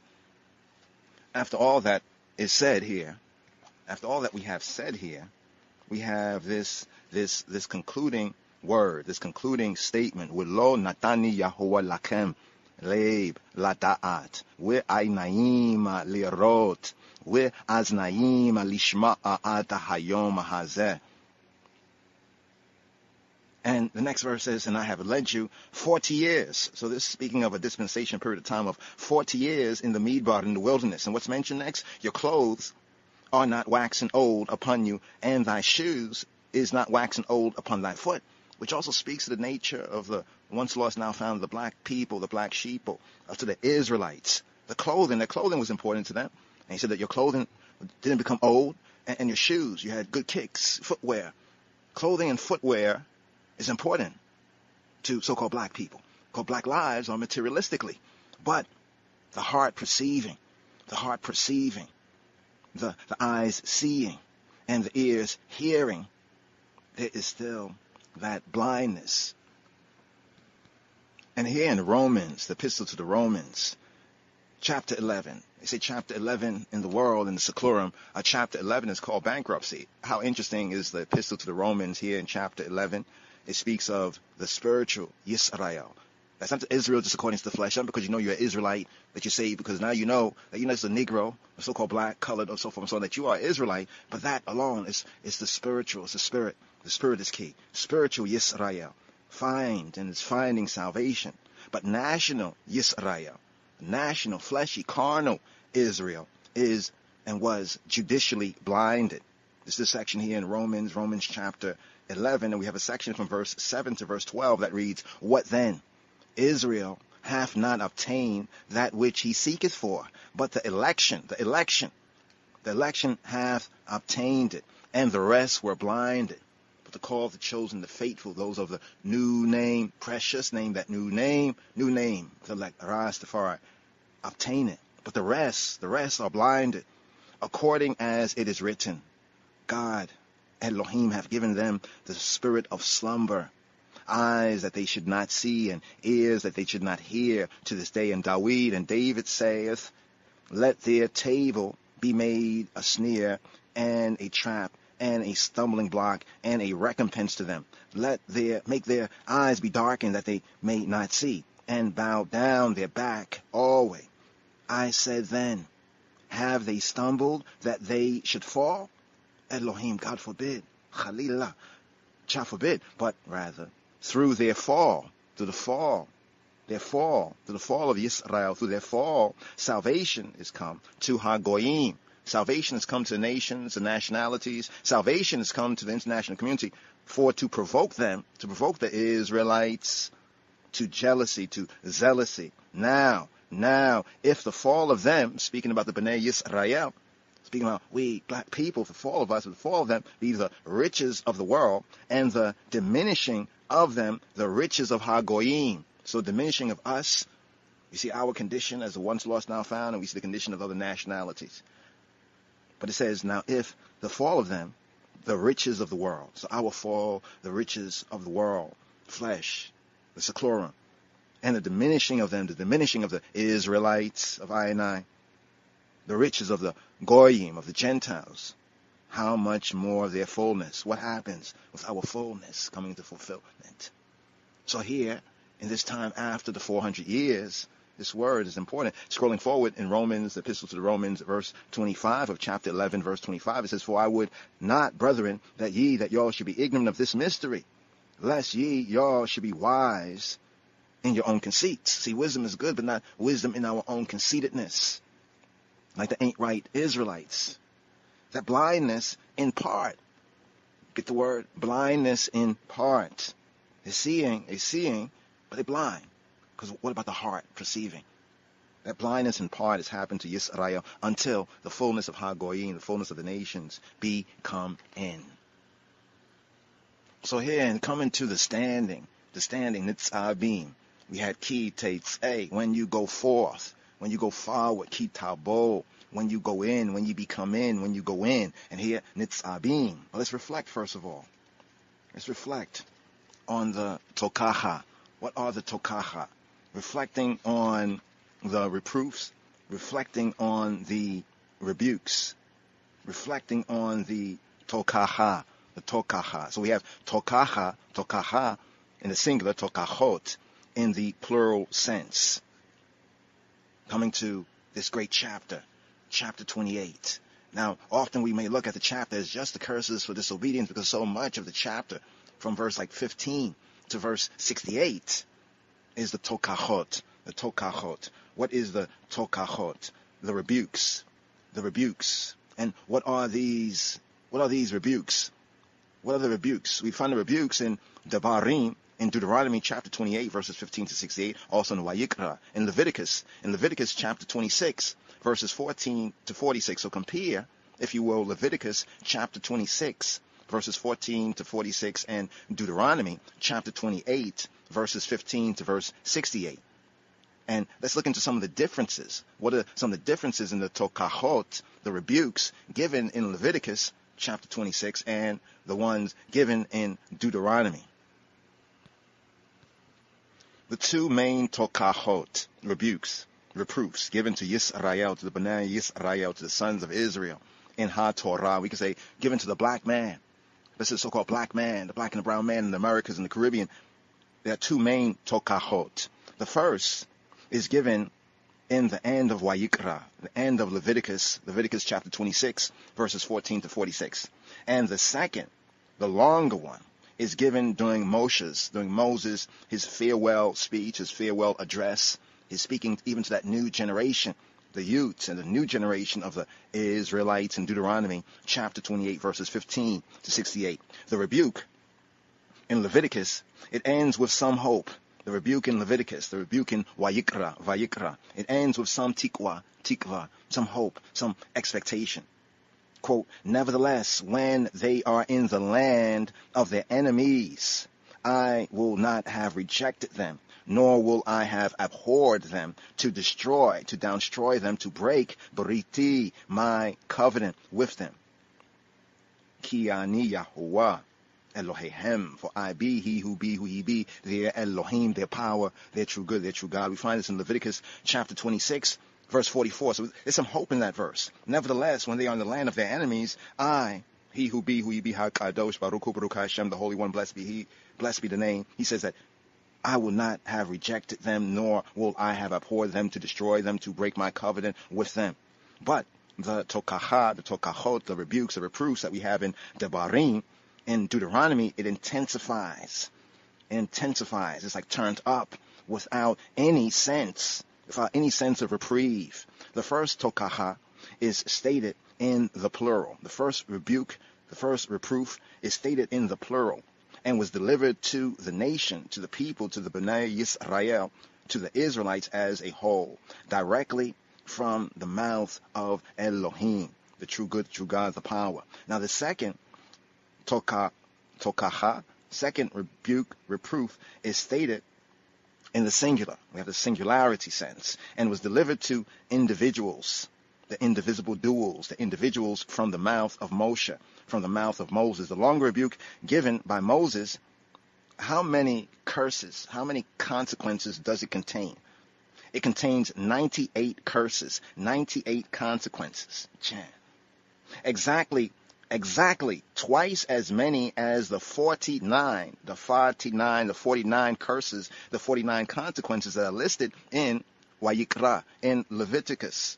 Now, according to the sages, the first rebuke, tokaha, concerns the destruction of the first temple and the Babylonian exile, whereas the second rebuke, it concerns the destruction of the second temple, circa 70 AD, and the Roman exile that continues to this very day in the diaspora, especially here in these Americas and the Caribbean. Ezra the scribe, decided that the curses in Leviticus were to be read before Shavuot, which is the time of the giving of HaTorah, before the harvest. And the curses, the consequences in Devarim, in Deuteronomy, were to be read before Rosh Hashanah, before the Yom HaTeruah, the day of the trumpets, known as the head of the year, so that the year and its curses, its consequences can come to conclusion. It is often difficult to find volunteers to publicly read this portion during the synagogue services. In traditional Judaism, it's very difficult to find volunteers to read this publicly, to read the curses for disobedience publicly, this particular portion here. And I, as one who has aliyah this portion, it is a very difficult, challenging to go straight through and to read the tokahot, the 98 curses, the 98 consequences. But let's ask a question, further question. What above all else, what above everything else is the cause of the fall, as the Apostle Paul mentions, as he mentions even in the Epistle to the Romans? What above all else is the cause of falling under the curses, of falling under the consequences? And we zoom in to Deuteronomy chapter 28 to verse 15, where the curses, the tokahot, the 98 of them begin. What does it say? It says, Lo tishma b'koli Yahuwah, disregarding, not hearing, Lo tishma b'kol Yahuwah, disregarding the voice of Jehovah, and failing to perform his commandments, his mitzvot, his commandments, his imperatives, and the decrees, the statutes, the chukim. This will eventually and has brought about all the curses, ha-kalalot, the curses, the consequences, ha-kalalot, that we find listed in Deuteronomy chapter 28, verses 15 to 68. So the cause of falling, the cause of the fall, what does Hawaria Paulos, Paul, Rav Shaul say in Romans 11:11? I say then, have they stumbled that they should fall? Chalila, God forbid. But rather, through their fall, through the fall of the Bnei Yisrael, the sons of Israel, the Israelites, through their fall, salvation has come to Hagoyim, to the Gentiles and nationalities. Why? For to provoke them to jealousy, to provoke them to zealousy. Now, if the fall of them be the riches of the world and the diminishing of them, the riches of Hagoyim, the riches of the nations, the nationalities, the international community, how much more their fullness. So above all else, the cause of the fall of the so-called black man, the fall of the once lost, now found, the fall, even over the past 400 plus years, falling under Ha-Kalalot, is because of Lo Tishma'a Bikoli Yahuwah, Lo, not hearing to the voice of Jehovah. Shema Yisrael, Yahweh Eloheinu, Yahweh Echad. Shema. Why is the Shema? Hear, give ear, hear. Why is it so very important?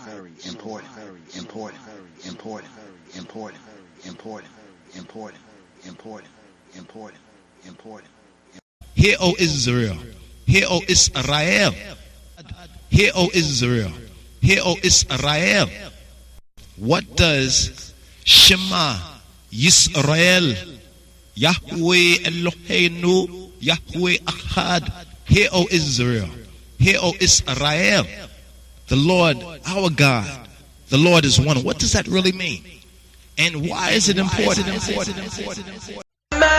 stand his plan. All he needs to do is follow the spirit, which is legit. That is how we'll all grow. Know him, Elohim. Man, stand his plan. All he needs to do is follow. Man, stand his plan. Man, stand his plan. Man, stand his plan. All he needs to do is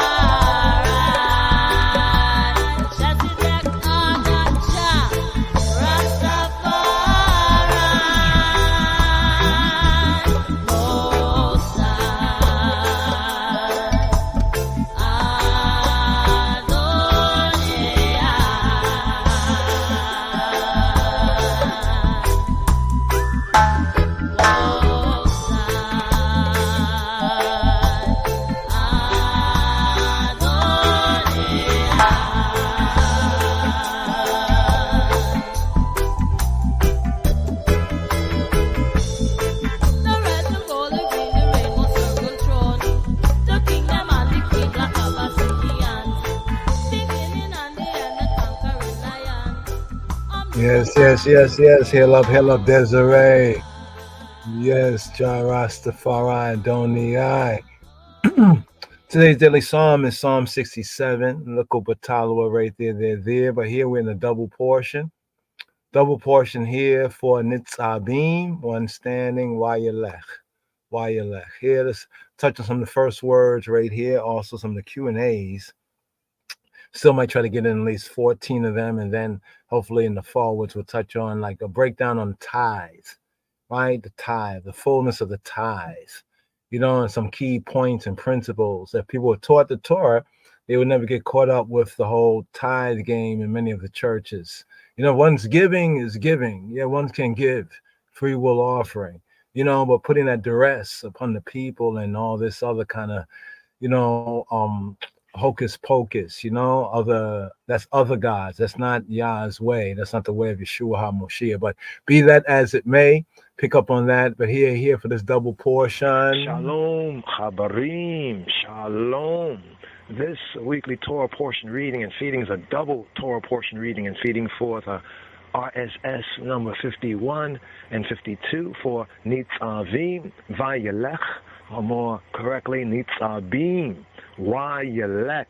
This double portion, beginning off here, the eve of Ethiopia Kingdom of God New Year. So a Melkam Adis Ahmet Adarasacho, a beautifully good New Year be to thee, brothers and sisters, family. Yes, I, Rastafari. We have a double portion, double Torah portion here for the 51st and the 52nd weekly Torah portion of reading and feeding in our annual cycle of Rastafari sabbatical studies for this sabbatical strong here in the Kingdom year, Ethiopia, the Kingdom of God New Year, and Melkam Adis Ahmet and Degna being again here the first Hebrew words, the Hebrew first words for this double portion for the RSS 51 and 52 for Nitzavim. First Hebrew first words, Beshem Ha'ab wa Habein wa Ruach HaKadosh Yahuwah Achad.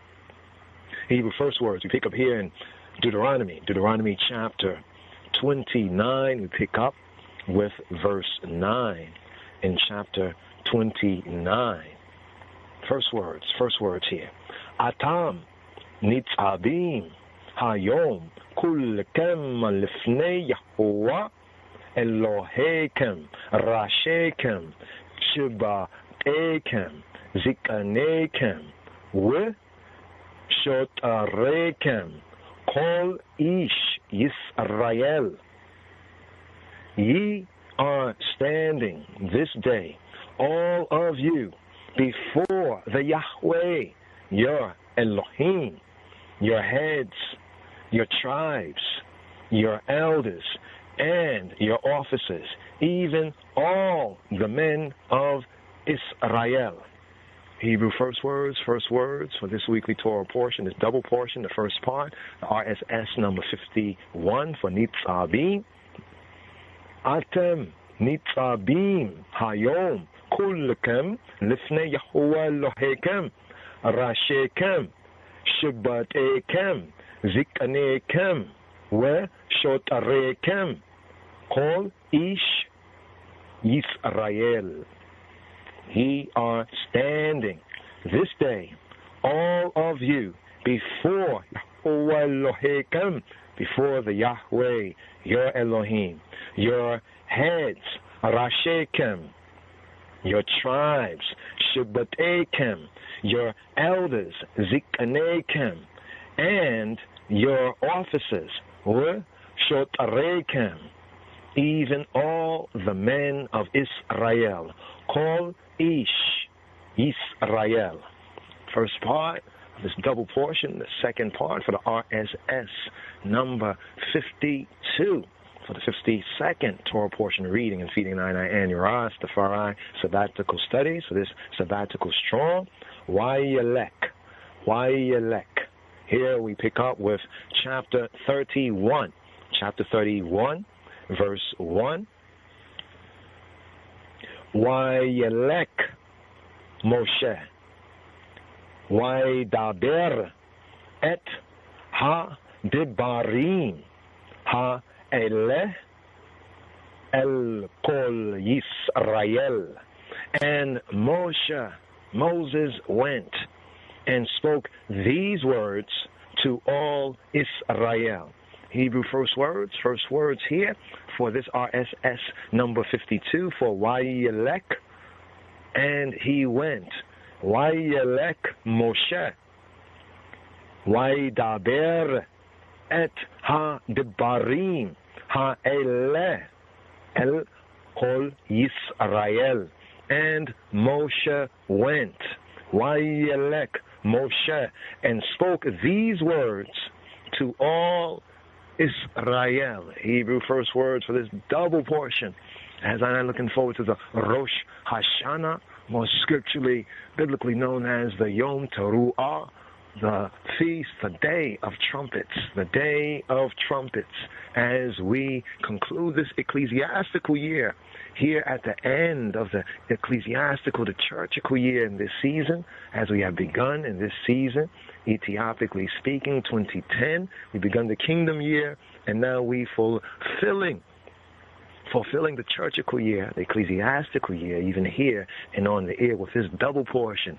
Nitzavim, ye, y'all standing, atem, nitzavim, and Vayelech Moshe, and he went, and Moshe went. Shalom, Habarim. Shalom, shalom, shalom, shalom, shalom. Yes, brothers and sisters and brothers. That was previously recorded right there, but still applies to the Torah reading and feeding, the double portion right here.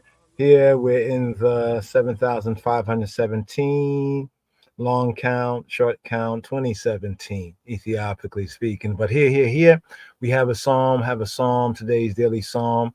Like I said, sought to touch on the some of the Q&As and touch on the details of the tithe. The tithes, they took place in a seven year cycle. It wasn't like every week. Wage earners wasn't required to pay tithes. Those who had land, sons of Yisrael who have received inheritance land, those who own cattle and land, they were required, and there were different tithes. There was different sets of tithes, even one set of tithe, right, that was for ones and ones in their family, right? So they would save up, they would tithe up the tithe, and then they would bring it with them to Jerusalem during the, Shalosh Regalim, right? And if it was too much to bring, they would turn it into kesef. What is kesef? Kesef is silver, actually, in Hebrew, Ivrit, Yehudit is silver, kesef. Basically turn it into money, right? So you hear some say that tithe wasn't money. In principle, that is true. The tithe wasn't money, but the tithes could be turned into money for ones and ones in their family. The mind, of Israel who received that land, that nachala, that inheritance, and had produce of the land and cattle, but he was urged to remember the Levite, the stranger, Hagir, the stranger, the proselyte, the stranger, or like the newcomer, to the religion. That word Ger also refers like the convert, as well as the stranger. The yatom is like the fatherless or the orphan, as well as the almana, right, which was the widow, almana, as well. So right there, we're going to touch on that. It's very interesting, the sets of tithes, how they were done, and one can see, hopefully one will have a better view, and then it would contrast so sharply with what ones and ones, like we said, not everyone in Israel paid tithe, but those who had received inheritance land. Remember the Levites didn't have no inheritance, no nachala, as far as with the other 12. Right, their inheritance was Yahuwah, was the holy place, and therefore those who had received inheritance, the rank and file Israelites, in a 7-year schedule of tithe giving, would save up during those years. Yes, I'm saying about years, save up, and put aside and then bring it forward. But gifts and offerings, like, free will offerings, one was always free to do that. but tithe is like a tenth of your income. And also income was qualified as the income of the land and the income of the animals of the land. So the increase, right, of the land. So even within a modern income tax sense, since some of it is somewhat relative from the European British common law, some biblical things, for the better kind of crept in or were put in. For example, if I'm not recommending this, but still some have done these things, right? Understanding that income is not wage. Right now, we're not advocating, give unto Caesar, we're advocating give unto Caesar what is Caesar's. But this is the kind of question that they try to pose to Yeshua to catch him out there, because he was explaining what was what. People saying, so you saying don't pay no taxes? That's not what we're saying. What we're saying basically is that understanding what income is. All right, wage is wage. One's wages, you work for this much, you get those wages. So those in Israel who were like working, say, for someone who owned land, right? They was a wage earner, they would not. But during those feast times, if they work for a man who was an Israelite and he had land, right? And they didn't have any land, even if they was an Israelite, but they didn't have any land, you know what I mean? During those feasts and festival times, right? If that man was Torah observant, he would take him and take them and, but he saved up those tithes for him and his, the family and his whole household. That means servants and whoever was on that inheritance land and was like a co-laborer or was a Levite, was a stranger, was a orphan, was a widow, right? They would basically feast during those feast times. So tithes actually being spent on ourselves. Think about that. Did the church, most of these so-called, the ones who call themselves churches out there, in Jesus' name, do they teach you that about the tithe? In other words, put up those tithe because during the holy feasts and festivals, you're going to use that, for yourself, your family, and everyone who you're responsible for to have a, I won't say a party, but to celebrate, during the high feasts and festivals. No, they don't teach you that. They like, give me so I can get a new plane. I get a, car. The Lord said, yeah, anyway. So here, let's pick up with today's daily psalm. All right, today's daily psalm, first ear, Psalm 67. Yes, Psalm 67. מזמור סמך זין למנצח בנגינות מזמור שיר, מזמור שיר, מזמור שיר, מזמור שיר, מזמור שיר. God be merciful unto us, and bless us, and bless us, and bless us, and bless us. אלוהים יחוננו ויברכנו, ויברכנו, ויברכנו, ויברכנו. יאר פניו איתנו, איתנו, איתנו, איתנו. And cause his face to shine upon us, to shine upon us, to shine upon us, to shine upon us. סלע, סלע, סלע, סלע, סלע. Selah, Selah, Selah, Selah, Selah. That thy way may be known upon earth, upon earth, upon earth, upon earth. לדעת בארץ דרכך, דרכך, דרכך, דרכך, דרכך, דרכך. Thy saving health among all nations, all nations, all nations, all nations, all nations. בכל גויים ישועתך, ישועתך, ישועתך, ישועתך, ישועתך, ישועתך, ישועתך, ישועתך. Let the people praise thee, O God. Let all the people praise thee. O let the nations be glad and sing for joy. For thou shalt judge the people righteously and govern the nations upon earth. Selah. Let the people praise thee, O God. Let all the people praise thee. Then shall the earth yield her increase, and God, even our own God, shall bless us. God shall bless us, and all the ends of the earth shall fear him, shall fear him, shall fear him, shall fear him, shall fear him, shall fear him, shall fear him, shall fear him, shall fear him, shall fear him, shall fear him, shall fear him. Yes. Today's daily psalm is more Samek. Hebraically, alphanumerically, is Samek Zain, Samek Zain, Samek Zain. Means more Samek Zain, means more Samek Zain. Here, Samek stands for the number 60, numerical value of 60 in the Ivrit, in the Hebrew, the Yehudit, and Zain, the seventh letter of the Yehudit, aka the Ivrit, Hebrew Aleph Beit. So here, Mizmor Samek Zain, Psalm LXVII, Mizmor Samek Zain, Psalm 67. Now here, I have the Sefer Tehillim, the hard copy here. Been looking for a PDF to share. But here we also have the K and D, Kyle and Delich. Now, here the psalmist theme, let's go to the top right here in the summary, K and D summary, as harvest thanksgiving song. It's a harvest thanksgiving song. Here in the hard copy, the Sefer Tehillim, the Psalter, book of the praises, we have universal praise of God, universal praise of Elohim, of Eloheinu, of Yahweh Eloheinu. Now, note here in the season, according to the royal order, because our schedule of Psalms is from the ancient, we say, tribe of Judah, Beta Israel of Ethiopia. Also, these Psalms in the order are in the Tawahedo church, right? The Ethiopian church as well, are observed right here.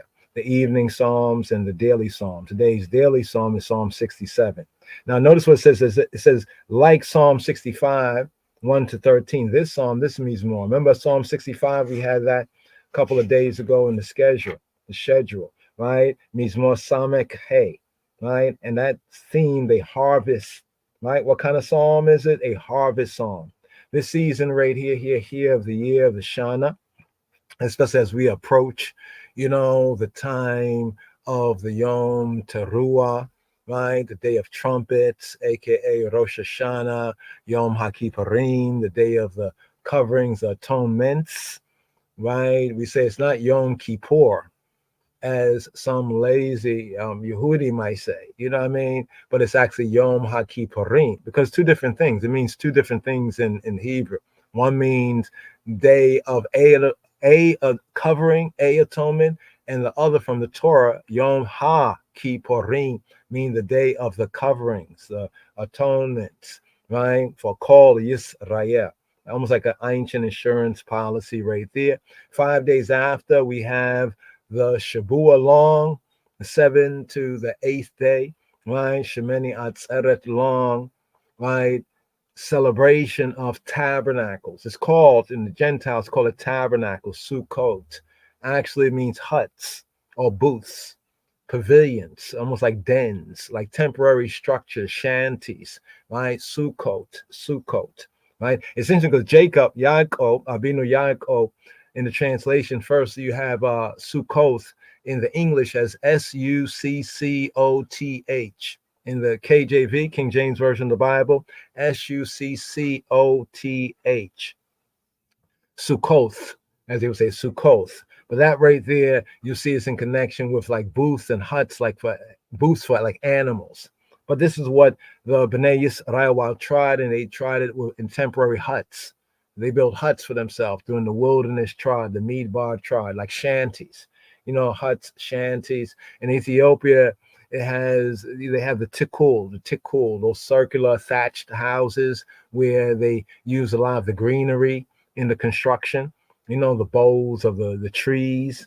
That's what the Sukkot instruction instructs right there. But the whole season is often referred to as Sukkot. So taking the 7 Mo'adim appointments or feasts and festivals and putting them into the 3 times of the year, often in summaries referred to as Passover, Pesach, Shavuot, harvest or Pentecost, and Sukkot, right? But within the 3 times of the year, we are to fulfill the 7 appointments, right? The Mo'edei Yahweh, right? The feast, the festivals, the Mo'edim, Mo'ed is like an appointment, Mo'ed, and then we have the Mo'edim. The Mo'edim are the feast, the festivals, the appointments. So here we're coming up to the latter harvest. There are 2 harvests, 2 rains, the early rain, the latter rain. The early rain corresponds with Pentecost or harvest, or what's called Shavuot, right? And then we have the latter rain, right, at the end of the year, as the Torah says, at the end, emphasis added, end of the year, right, when we gather in our crop. So we have a harvest time coming up, the latter harvest, here, in the 7th month, the 7th moon. Harvest Thanksgiving song. So according to the royal order, the Psalms even reflect that Torah truth, right? Even in the time and the season. So Psalm 67 as well, a harvest Thanksgiving song. So here, just going through a little bit of this right here, like Psalm 65, a harvest hymn, this psalm, Mizmor Samek Zayin, is inscribed to the presenter with accompaniment of stringed instruments, a song, psalm. So we have a special kind of a psalm that's actually a psalm, right? A psalm. They have it a little bit in reverse right there. Instead of song, psalm, a psalm, song, a mizmor shir. Full of full, la menatziyach, be niginot or binginot. La menatziyach, binginot, be a niginot. Upon the string instruments, upon the niginot, be by way of niginot, together, binginot, be niginot. La menatziyach be niginot, la menatziyach binginot, mizmor shir. To the presenter, menatziyach, with accompaniment, be string instruments, niginot, with accompaniment of string instrument, the harps, binginot, binginot, mizmor, a chant, a psalm, Isis, mizmor, shir, a song. Also celebrates the baraka upon the cultivation of the ground. The cultivation of the ground, the increase of the ground, the land, the Adama of the ground. As Psalm 65, 1-13 contemplated the corn, or more correctly, the grain, right? The grain and the fruits, as still standing in the fields. So when we chant Psalm 65 in the Medi, it's like the corn or the grain and the fruits are still standing in the fields. So this psalm, Mizmor, this chant, Mizmor Samek Zayin, Psalm 67, it contemplates, as it seems, the harvest as already gathered in, right? Already gathered in the light of the redemptive history. Each plentiful harvest is to Yisrael, to Ainai, the Beta Israel, a fulfillment of the promise given in Leviticus 26:4. Leviticus 26:4. Where natatiya gisha mekem be'itam, where natana haaretz yebula, where eitza hasada yitena priyo. Okay, bring this out right here. Let's compare, right? This KJV. What does this verse says? Then I will give you rain in due season. So prayer for rain. Rain is good, but rain is especially blessed, empowered to prosper when rain is in due proper season. Then I will give you rain in due season, and the land shall yield her yibulah, right? Her increase, and the trees of the field shall yield their fruit. Here, the Ivrit, where natatiya gishmekem, the Geshem, gishmekem, your Geshem. What's the Geshem? Bring that out. The Geshem, right? Geshem, right? Geshem, not Goshen, but Geshem, rain, shower, right? The rain, the shower from the Gasham to rain, to send rain, to shower even violently, the strong storms, you know what I mean? For the good for the land, right? With and natati, with natati,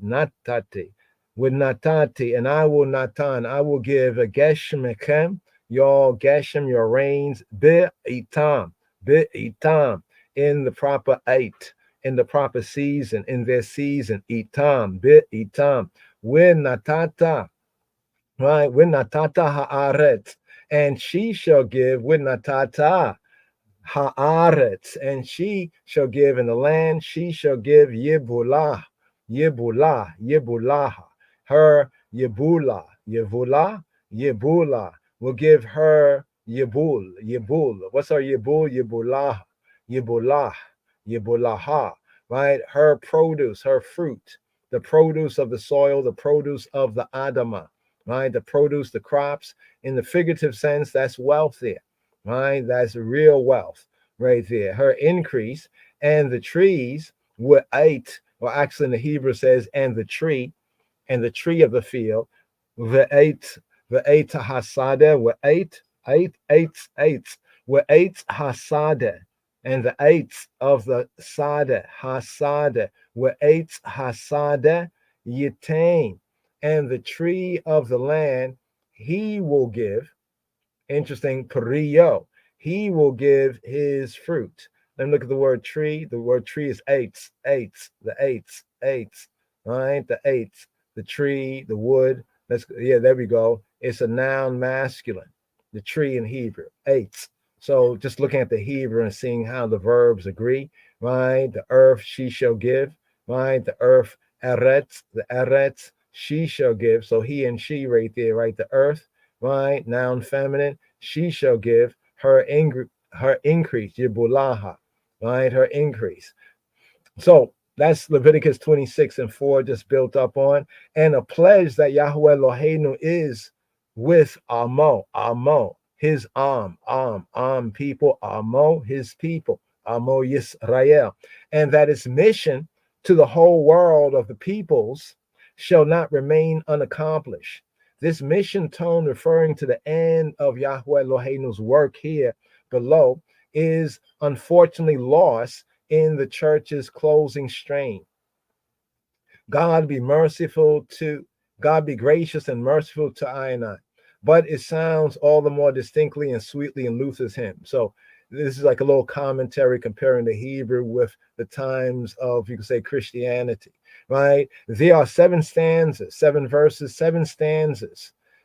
Twice 3 2-line stanzas. Musically, ones will understand this well. Having one of the 3 lines in the middle, which forms the class or spangle of the septiad, like septiad, the sevenfold like division, right? A circumstance that is strikingly appropriate to the fact that this psalm, right, Mizmor Samek Zayin, is called the Old Testament Paternoster. You know what the Paternoster is?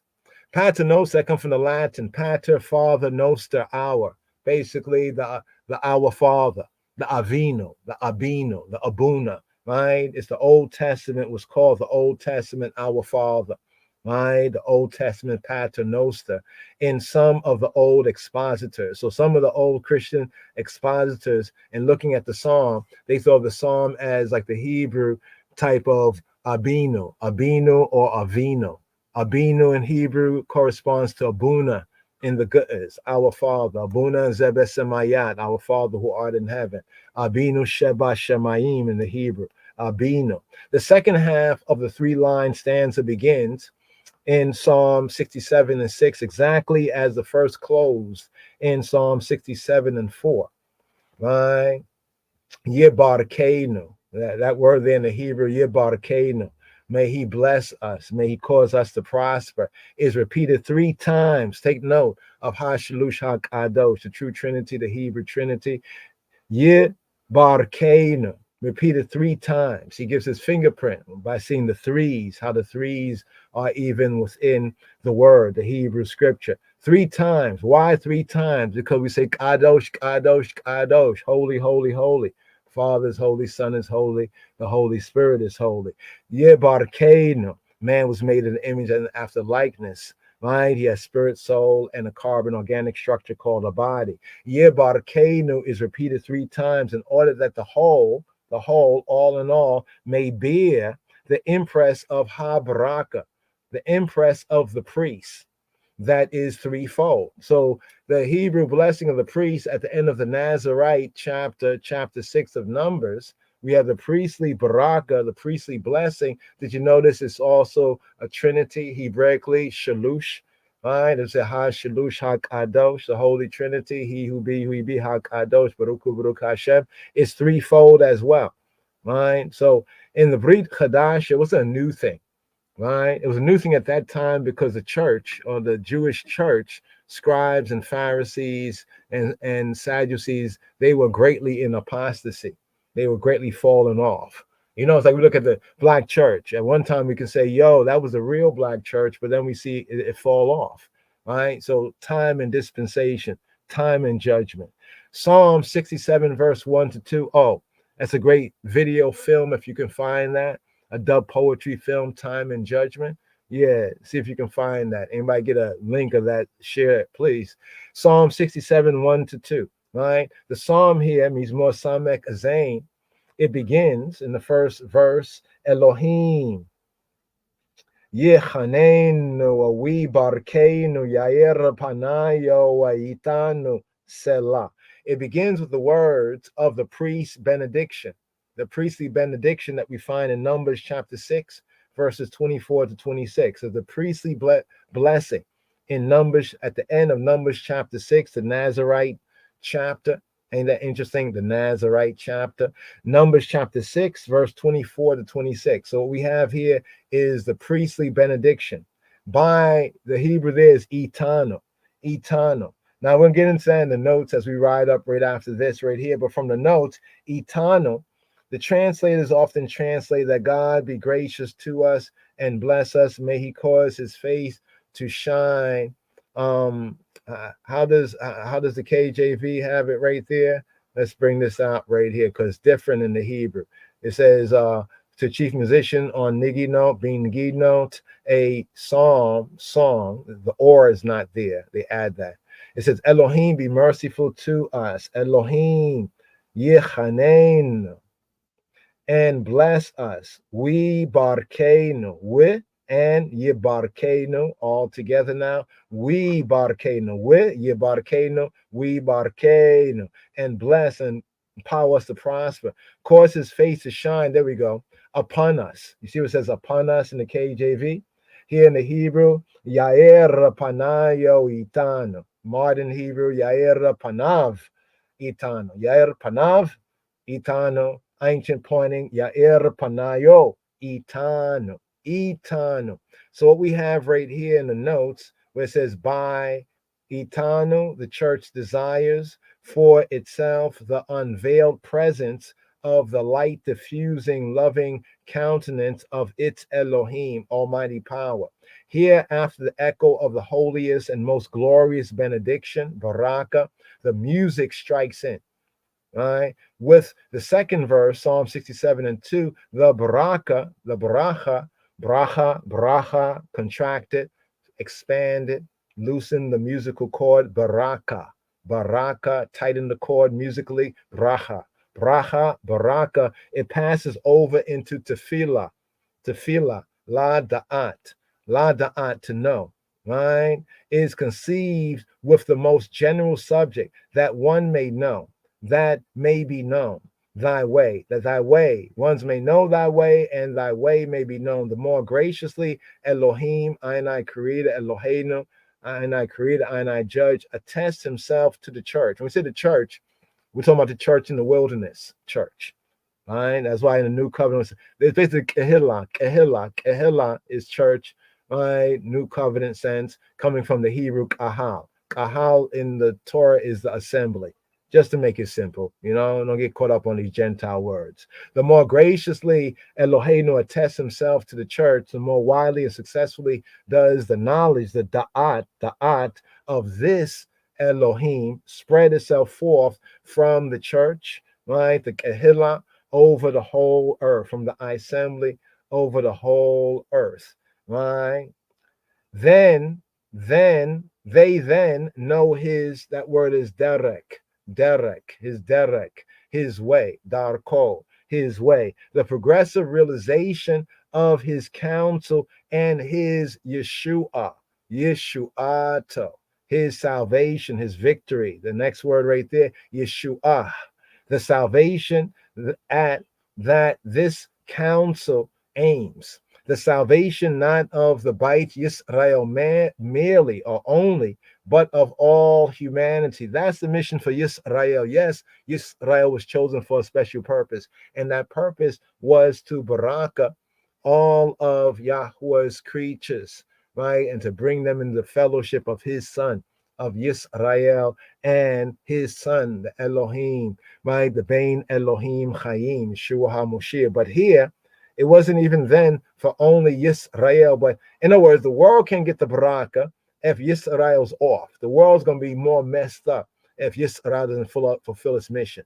So in a sense, when we look at everything that's happened Can we take responsibility according to the breaking, violating of the covenant? Be that as it may, right there, we're going to pause on this since we went through that whole thing right there. But this is just to put this into context, because I think we did touch on this earlier in the Shabua. Now, the previous Shabua.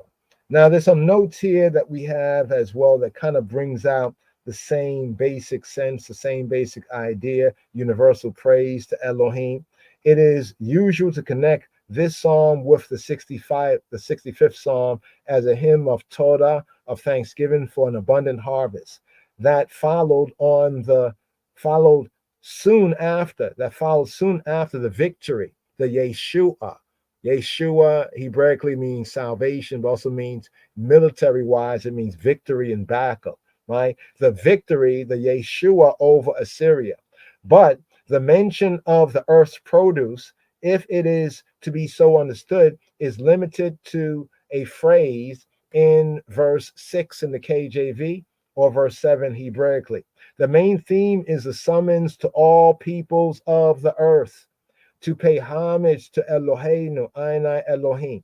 In the Yehudi Kedush, Kedase, a liturgy, the Siddur, the Psalm, Mizmor Samek Zayin, Psalm 67, is appointed for recital at the termination of HaShabbat. So while we ride up this at the termination of Sunday service, HaShabbat, right, to inculcate the fine lesson. What's the lesson here, Chavarim? Here again, we have the note struck of the working week with its hopes of prosperity. With its hopes of what? Prosperity. Also, Yeshua also is prosperity too, right? And directly salvation and saving, right? By extension, victory, military-wise. But this all leads to what we can call true prosperity. But with the psalmist, prosperity lifts the eye from the Aretz to Shamayim, from the earth to the heavens. And so this psalm, Mizmor Samek Zayin, is a tefillah, a prayer for the Yeshua in the widest sense, and not for the Beit Yisrael only, but for the whole world of the peoples, right? His creatures, our Elohim's creation, right? The Beta Israel, right? The Beit Yisrael's baraka, blessing, is to be a baracha for all humanity. Here in particular, the psalmist in I does more. Slicha, here in particular, the psalmist in I does more than adopt. There's more than just the mere adoption of the priestly formula from Numbers chapter 6, right? Adopting the priestly formula. He and I claims for Beta Yisrael, for the Bnei Yisrael, for Yisrael, the sacerdotal dignity, the priest, Israel was supposed to be like almost the high priest, right? The high priest for humanity. That's the sacerdotal dignity. The Beta Israel is the world's high priest. This is from the Torah context. So when we have the Bein Elohim Chayim being the high priest, because Yisrael's off, you can see that divine stopgap measure. If the Beta Israel has the light of Yahweh Eloheinu's face, Ana Elohim's face, his grace, the world cannot remain in darkness, disillumination, and the choshek. In other words, if that was true, the world would not be the way we see it be even today. Yisrael, Ana, the Beta Israel, can show that he possesses this light by the manner in that he, Ani Va'ani, bears I and I selves during the days of business and activity that are ensuing.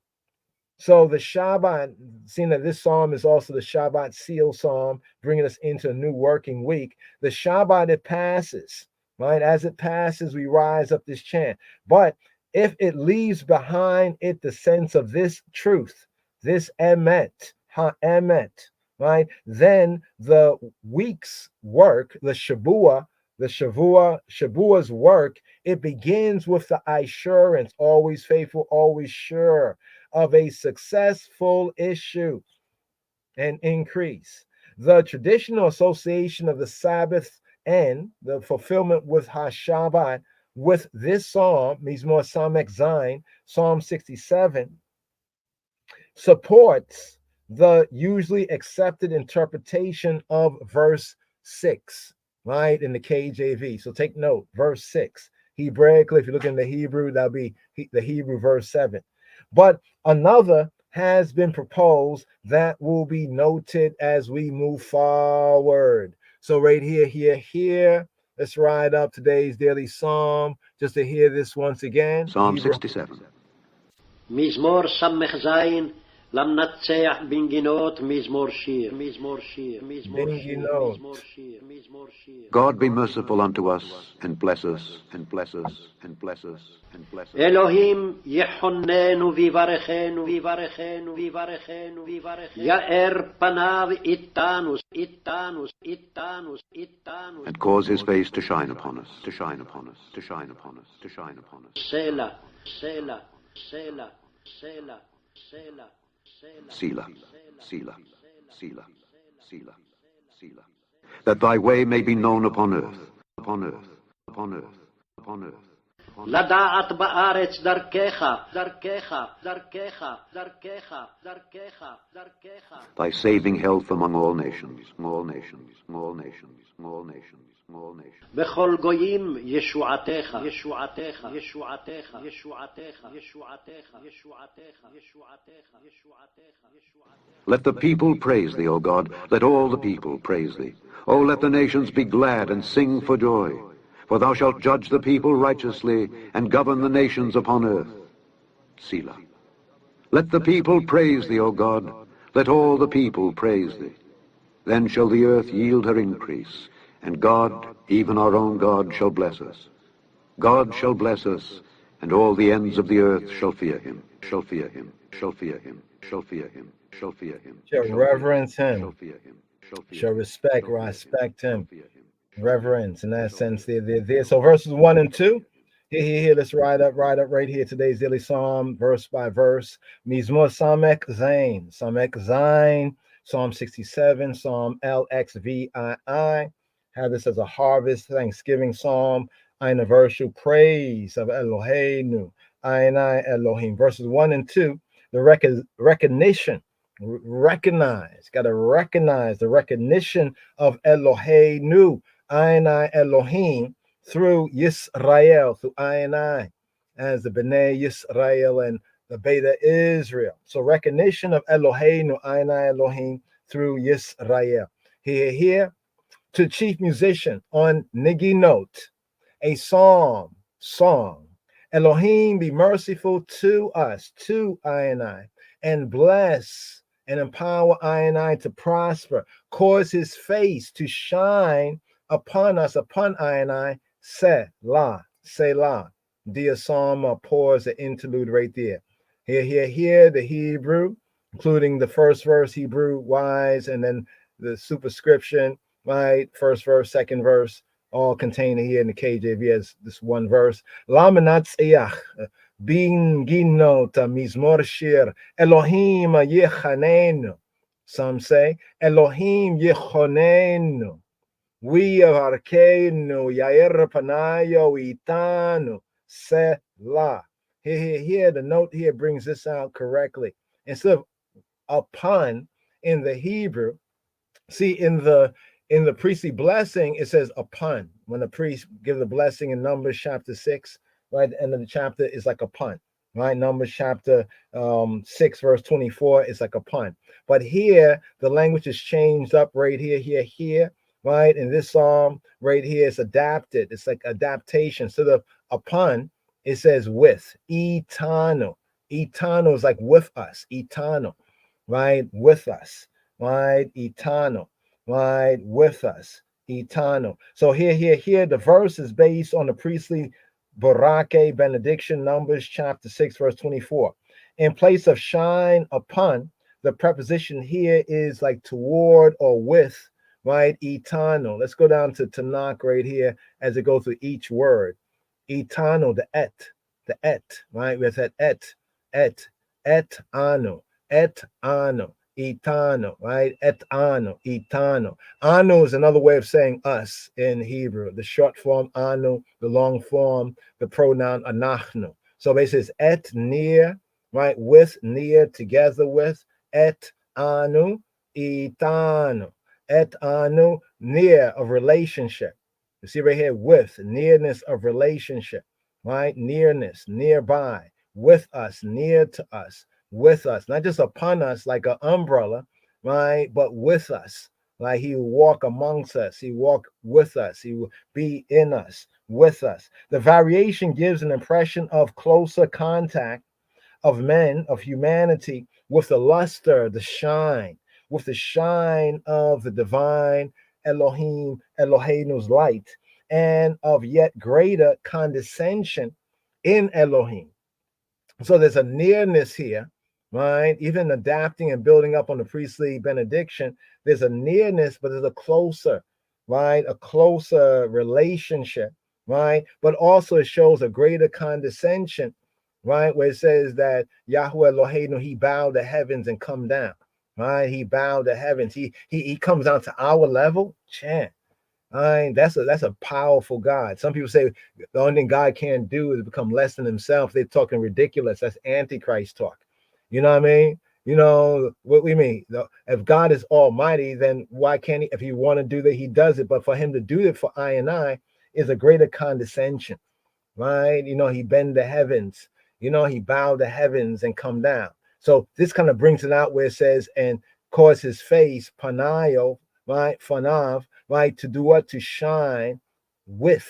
Notice that sense, with, eternal, with us, right? With us. So when they see I and I, right? They see I and I Elohim. In the Baraka, that should be the case. That's what we chant and we walk it out and live it up for that, you know, blessing that shine with us, right? So when they see us, right, that's the sense of it, right? Like when Robenu said, how long I've been with you, and you ask to see the Father. When you see me, you see the Father. You see that shine, that divine shine right there. Elohim, Ye Chanenu, we Barkenu, Yair Panayo, Itanu, Se La. Here, this brings us here to the bait, Hebraic, the bait verse, the second verse right here, the bait verse. Let's go KJV wise first. Now, all of this is connected. I want you to mind, even though it's one verse, second verse, but see how the flow of the idea continues, right? Right? To shine with us, right? That, or so that thy way may be known. In other words, let your face shine with us so that the I way, thy derek, the way, truth and life, the I way, right, may be known upon earth, the earthly plane. Thy saving health among all goyim, among all heathen, among all nations, among all Gentiles. See, so the second verse is connected with the first verse. Elohim be gracious to I and bless I and I. May he cause his face to shine, right, toward or with I and I. Elohim yechonenu vibarchenu, yair panayo itanu selah. La da'at ba'aret darkeka b'kol goyim yeshuateka here la da'at, right, for what purpose? La da'at, that it may be known, yada da'at, yada la da'at is knowledge, but here it's expressed as a verb. The noun is da'at, but with a la da'at, this is the verb sense of to be known. La da'ata ba'aretz, right? Where? Ba'aretz, in the aretz, right? In the eretz, in the earth. What to be known in the earth, right? What to be known in the earth? Darkeka. The eyes, derek, darkeka, the eye way, thy derek, darkeka. Now notice the thing about the word derek is that derek is like a road, like trodden. But notice the secondary sense really brings it out. So when Robenu says, I'm the way, the truth, and the life, you know, he wasn't speaking it for a Christian or somebody who never read Torah. It may sound like a new thing or something like that. You know, they say, oh, like a lot of new things. But anybody who look at it from a Yehudi, a Hebraic perspective, we get to understand the truth of the matter. Figuratively, a course of life, the derek, right? The way, right? A mode of action. So not literally just a path. As a path, it's a well-trodden path. When the figure of speech is a course of life, a mode of action that we would know he who be Yahweh Eloheinu, his way, right? La da'ata ba'aretza darkeka, and we will make it to be known ba'aretz, in ha'aretz, in the aretz, in the earth. Bikol, amongst all goyim, bikol goyim, among all nations, among all nationalities, ethnicity. Bikol, call mean all, bikol, in all goyim, amongst all the goyim, the nationalities. What? Yeshuateka. Yeshuateka. Yeah, Yeshuateka. That thy way may be known upon earth, thy saving health. Right? That way. Notice the connection of the derek in this verse, the way, the derek, right? And the Yeshua, right? Yeshuateka, right? Yeshuateka. The eyes, Yeshua. La da'ata ba'aretz darkeka. B'kol lagoyim Yeshuateka. Here, that thy way may be known upon earth. This is an emphatic formulation of the thought that appeared in the two preceding Psalms. So if you go to Psalm 66, 65, and 66, the preceding Psalm, you'll find that this verse here is an emphatic formulation of the thought, the Medi, that appears in the two preceding Psalms. Elohim's gracious dealings, right? His gracious dealing with Yisrael, with Israel, with the Beit of Israel, with I, will be the means of turning all peoples, Goyim, call Goyim, all Goyim toward him, toward Him, towards Yahweh Eloheinu. Here, to the Gimel verse. Gamel, the Gimel verse, the third verse, right? The third verse. Now, at the third verse, when we get to the third to the fourth verses, this section is may all humanity, all human beings, right? All humanity acknowledge him, acknowledge him, Eloheinu, I, Elohim, right? Right? The Elohim and Father of Yeshua HaMoshiach. Yes, I, Rastafari. Here. May the people praise thee, O Elohim. May all the people praise thee, I. Yodu Ka. Yodu, let them praise Ka, the I male. Let them praise the I male. Yodu Ka, Amin. The people's Elohim. Let the peoples praise the I, O Elohim. Yodu Ka, let them praise the I, Amin. The peoples, Kulam, all of them. Kulam come from call. When they say call, like all, here the kulam. They say all of them. Yoduka, Amim, Elohim, Yoduka, Amim, Kulam. May the peoples give thanks. Yodu, the Yodu, right, from the Yada sense. And Yada linked with the Yad, the hand. Right? Put your hands up. It's like saying, may the peoples put their hands up in praise to Elohim. May the peoples, all of them, put their hands up. Right? Right? The arms. Remember, the arm is the people, the people, the nation. Here we have Amin. Yoduka, Amim, Elohim, Yoduka, Amim, Kulam. In recognition of his mercies to them, seeing as he shines with us, his face is shining with I, and his baraka upon I. All the other peoples, right, must recognize. This is for them to recognize, so they can acknowledge, right, Eloheinu as truly Ha Elohim, our Elohim as a true Elohim, right? There was none before him, and there's truly none after him. All the others are just other people's mental mentalizations. Yoduka Amim Elohim, Yoduka Amim Kulam. Also, the deception of the adversary, the enemy. Right? Be that as it may, the Dalet verse. So see this section here, may all the nations acknowledge, right? May they act on the knowledge, right? Oh, let the nations. So it's the peoples, right? The peoples are me. Here. They have the word nations here, but let's see if we can do this right here.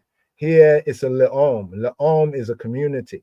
They say people, nation, but really it's a community, right? So it's like all the nations and all the ethnicities. That's how, in today's way of understanding it. So may all ethnicities be glad and sing for joy, for thou shalt judge the people righteously and govern the nations, right? Govern the ethnicities upon the earth. Selah, Selah, the pause, the dia, Sama, lead. So to govern, right? Where it says right here, and govern or lead, right? To be the what? The head, right? And not the tail, right?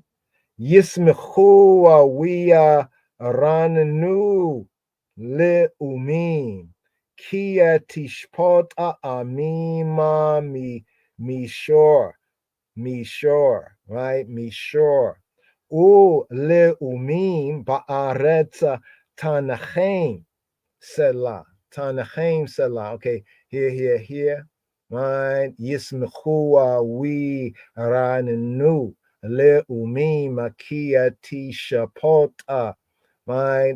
Kia tishpot. Okay, this here you can see with the notes right there, the HGPD. Sometimes they sometimes have the Septuagint, right? And they compare from the Septuagint back into the Hebrew, right? Some of the little differences. But here, the standard Ivrit here, Yismechua wiya ranenua leumima kia tishapot amima mishora ulumim bareta tanachem selah. Rule, right? Let's see what we have right here.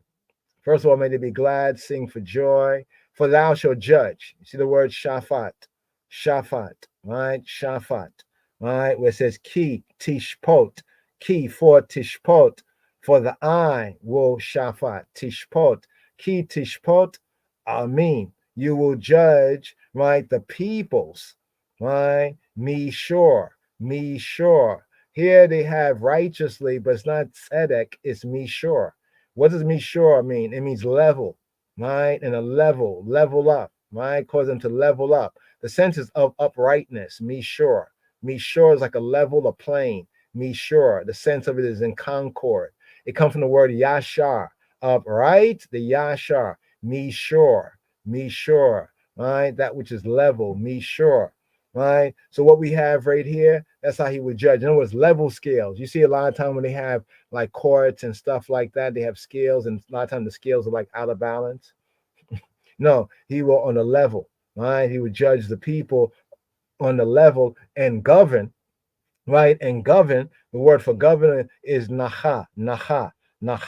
Here in the verse it says, U le umim, and for the communities, the ethnicities, ba'aretz, in the land, right? Tanachem come from the root nacha.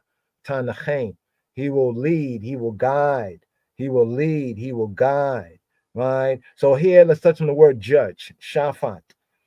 Shafat, though means judge, it can also mean to rule, right? So in the spirit of the word right here, to judge, you see what it says to rule, to govern, right? Of God and of man, to rule, to govern, also to judge, right? To decide a controversy. The sense here is to rule over them, even to overrule them. That means, in effect, the reign of righteousness, right? Malkia Tzedek, in that they will enjoy shalom, right? Peace and happiness. But what will he do also? When it says govern the nation upon the earth, the Hebrew of it is to lead. The Hebrew is to lead, or to lead. You see when it says govern to lead, right? To lead, nacha, right? He will lead the nations. As it says, well, not the nations. Okay, let me break this down for you. Because see, right over here, it has the word le'om. In the previous verse, it had goyim. So goyim is the nations, the leom, right? Leumim, the umim from leom is the singular. Leumim, right, is the community, right? And in the context of as it's used in the Hebrew, right, that would equate with ethnicities of today when we talk about ethnicities. So there's a full breakdown of goyim, nations, right? Then you have amim. Amim is people groups. Then among the people groups, you have the lomim, the communities, right? So he would govern the communities upon the earth, or the ethnicities, quote, nations, right? The verb is used of Elohim guiding Yisrael. So the verb here in tanchem, right? Tanchem means like guide them, right? Tanchem from nacha, right? It has a same sense of Elohim guiding Yisrael through the wilderness. So if we look into the wilderness narrative, right, even in the Psalm 80, let's see, LXX, 78 and 14, 78 verse 13, verse 14, for example, and also in the Torah, this verb is used as well to guide. The implications to transport, right? It could be transport into exile or transport as colonists out of exile. So instead, he was leading them, right? In that sense, he was guiding Yisrael through the wilderness to the promised land. In the same way, he will guide the ethnicities, of the peoples, right? The same guidance is at the disposal of all peoples if, like the Beit Yisrael, the Bnei Yisrael, like Israel, they accept him as their Elohim, right? If they accept him as their Elohim and put away their Elohim Acharim, their other Elohim, right? Here. This here now brings us to the next, right? The next important section and the closing section right here, verses 5 to 7. Verses 5 to 7. So here we come to the hey verse. Hey, the hey verse, right? Let me just compare the version I'm seeing on the screen with what is written. Okay. Nahon, it's correct. Here it says, may the peoples praise thee, O Elohim. May all the peoples praise thee. This here is like a repetition of the third verse. It's like the chorus line. It's like the refrain, the chorus line. Yoduka amim Elohim. Yoduka amim kulam. Yoduka amim Elohim. Yoduka amim kulam. May the people, right? The people praise thee. Yoduka, right? And the Yoduka is like thanksgiving, thank thee, but it has an implication of using the hands, like put your hands up, right? Just to bring that out. Yoduka, Yodu, they will praise. Ka, the I male, comes from this word right here, praise. But let's get down to the Strong. Strong says right here, what it says right here, it says, there we go. This is the idea in the Hebrew right here. This is the idea. May they praise the Yoduka, to revere or worship with extended hands, right? With extended hands. Like I said, put your hands up. Yoduka, Yodu to the I. Yoduka, Amim Elohim. Yoduka, Amim Kulam. Kulam. All of them. So a repetition of the earlier verse, but possibly with a change. Some say for change of meaning. This is the repetition of the third verse, right? KJV wise. Some say for possible change of meaning. If the verse is a refrain, if we take this verse as the chorus line, that repeated verse, the chorus line of the song, it should more appropriately be connected with the previous section. But the introduction of the selah, the interlude, the pause, right? The interlude right there, it suggests that a new paragraph, a new section begins here. Accordingly, it is better to render instead of a hope as a hope. Like some people say, well, this is what they expect. This is what was being prayed for, what was being hatikva, tikwa, a hope, right? Instead of interpreting it like that, let the peoples give thanks.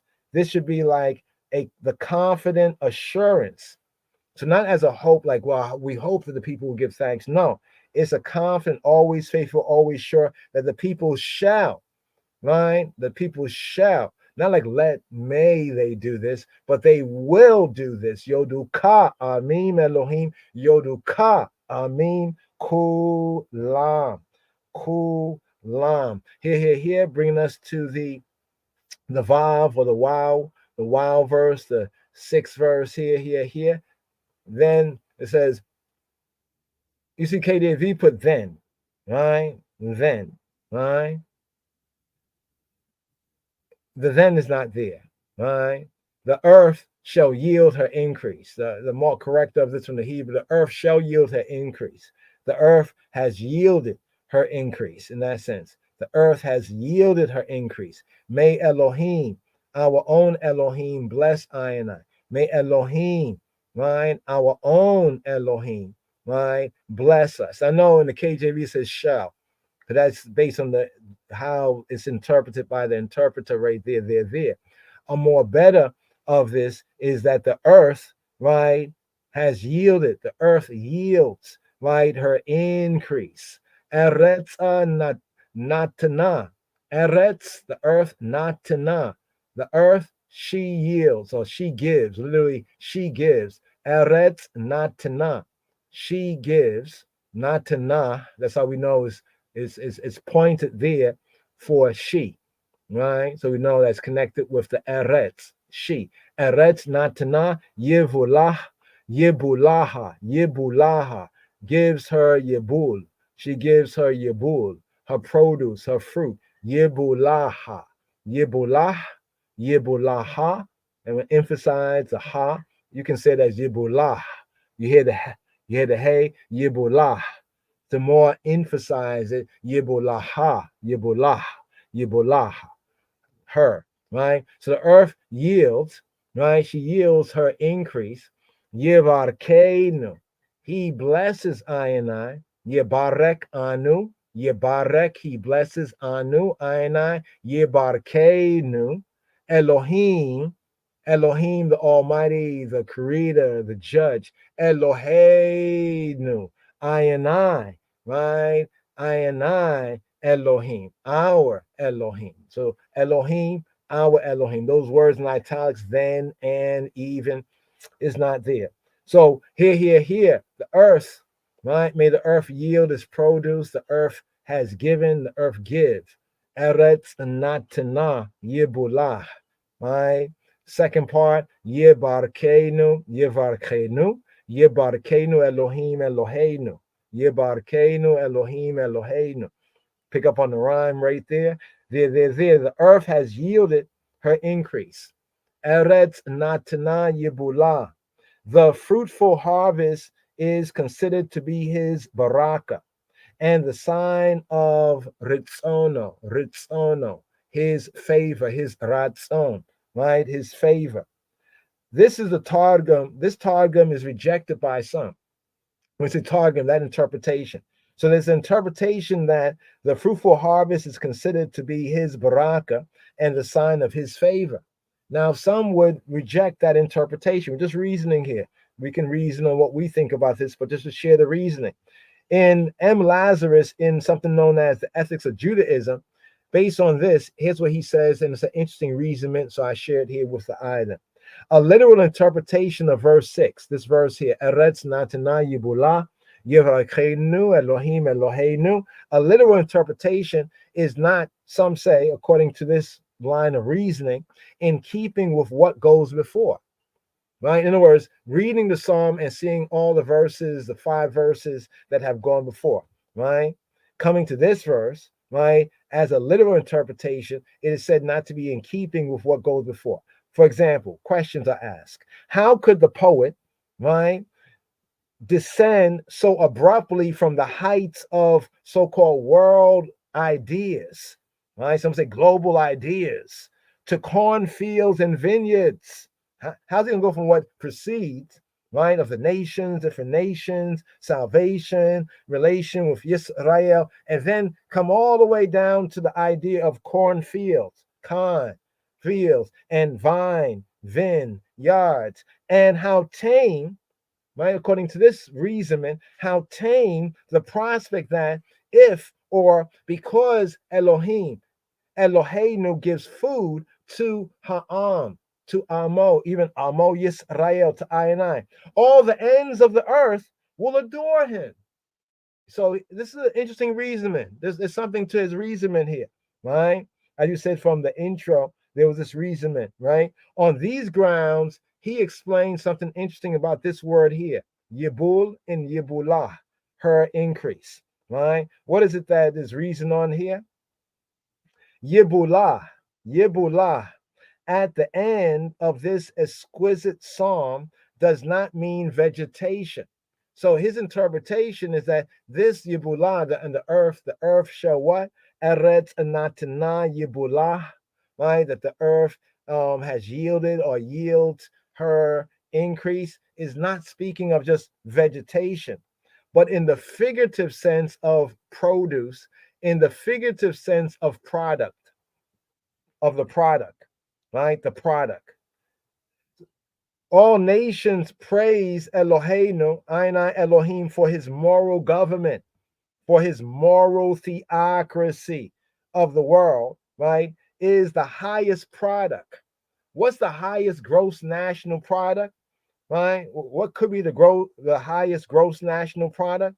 Is it that they have good corn and wheat and food and grain, or that government, right? That government, even the government of the King of Kings, right? That government, right, has as its highest, right, product, right, his moral government of the world, genuine morality. That, in other words, he's saying that this is not really speaking of the crops, right? When we put it in context of the psalm, yes, it means produce, but it means here in the second of the two Hebrew truths as the product of righteousness, right? The product of shalom and peace, right? You know what I mean? Like His Majesty Gormawi Negusa Neged says that peace is not it's a becoming.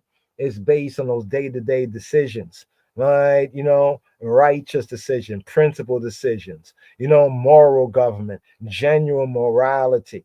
So when it says, God bless us, right? God bless us, Yebarkeinu Elohim, blessing us, Elohim, the creator, the judge, Yebarkeinu Elohim, God bless us, Elohim bless us. And if he blesses us, I and I, Yisrael, the Beit Yisrael, the Bnei Yisrael, the Beta Israel, then all the ends of the earth will fear, will reverence, will respect him.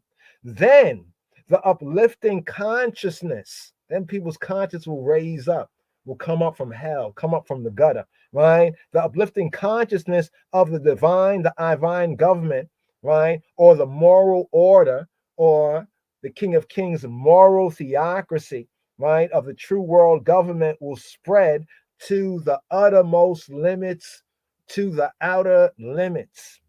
Now, in support of this reading of the text, we actually agree with M. Lazarus here. In support of this reading of the text, he quotes this here from Psalm 85, LXXXV and 12, where it says that truth springeth out of the earth. Truth springeth out of the earth. I know I'm here, and let me just go over here, right here. We'll come back to this right here, brothers and sisters, just so one can see this. 85, and okay, we're going to go for verse 11 because the numbering difference. Is this the verse? There we go. It's the verse, right? The number difference between the Hebrew and the English is often a verse over many times in the psalm. Truth shall spring out of the, look at that. Truth. Is truth a crop? Like, can you like plant? I plant the seed of truth, and yeah, I got some truth in my backyard. Is that how it is? You understand the sense of what M. Lazarus is saying? Truth shall spring out of the earth, and righteousness shall look down from the heavens. Here. Emet me eretz titzmach with tzedek mi shamayim nishkaf, right? Truth scrutinized, nishkaf, shakaf, Shakaf, overhang, to lean out. Like, yeah, shakaf and nishkof, right? Like to lean out a window, to peep. You know what I mean? To peep, right? Like to peep, to gaze, right? So what it's saying right there, look down, but it's like kind of like you leaning out of a window, like the shakaf sense right there, or you peep, you pre, right? So righteousness shall pre, right, from heaven. She'll like, so she'll look, she'll gaze, she'll kind of peep on a level, from heaven to see whether there was any that did seek the way, the truth, and life of the King of Kings Christ. So right here, to back up that interpretation, that in verse 6, where it speaks about the earth yielding her increase, it can be applied to cornfields and vineyards, but in the full, even the Brit Hadasha sense, is really being applied to that moral theocracy, that moral governance, right, of the King of Kings and the King of Kings Christ. Emeta me eret titzmach with edeka mishamayim nishkaf. Truth shall spring out of the earth. Right? Amet, truth, the emet, like emet till, emet, truth, firmness, faithfulness, may from eretz, from the earth, yitzmach, shall samach. What does it mean to samach? To sprout, to spring up, to bud up. Right? It can be applied to plants, it can be applied to hear, it can be applied figurative to speech, to grow abundantly or thickly, to grow, to sprout up. This goes with another verse where it says, and that man will be called the branch. Samach, right? That man will be called the branch. Right there. So here we have the metaphor. Here's where we have the metaphor right here. Amet, may eret, titzmach.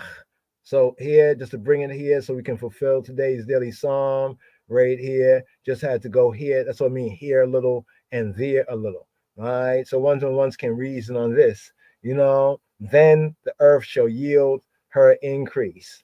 Elohim, Eloheinu, Yebarkeinu will bless, empower I and I to prosper.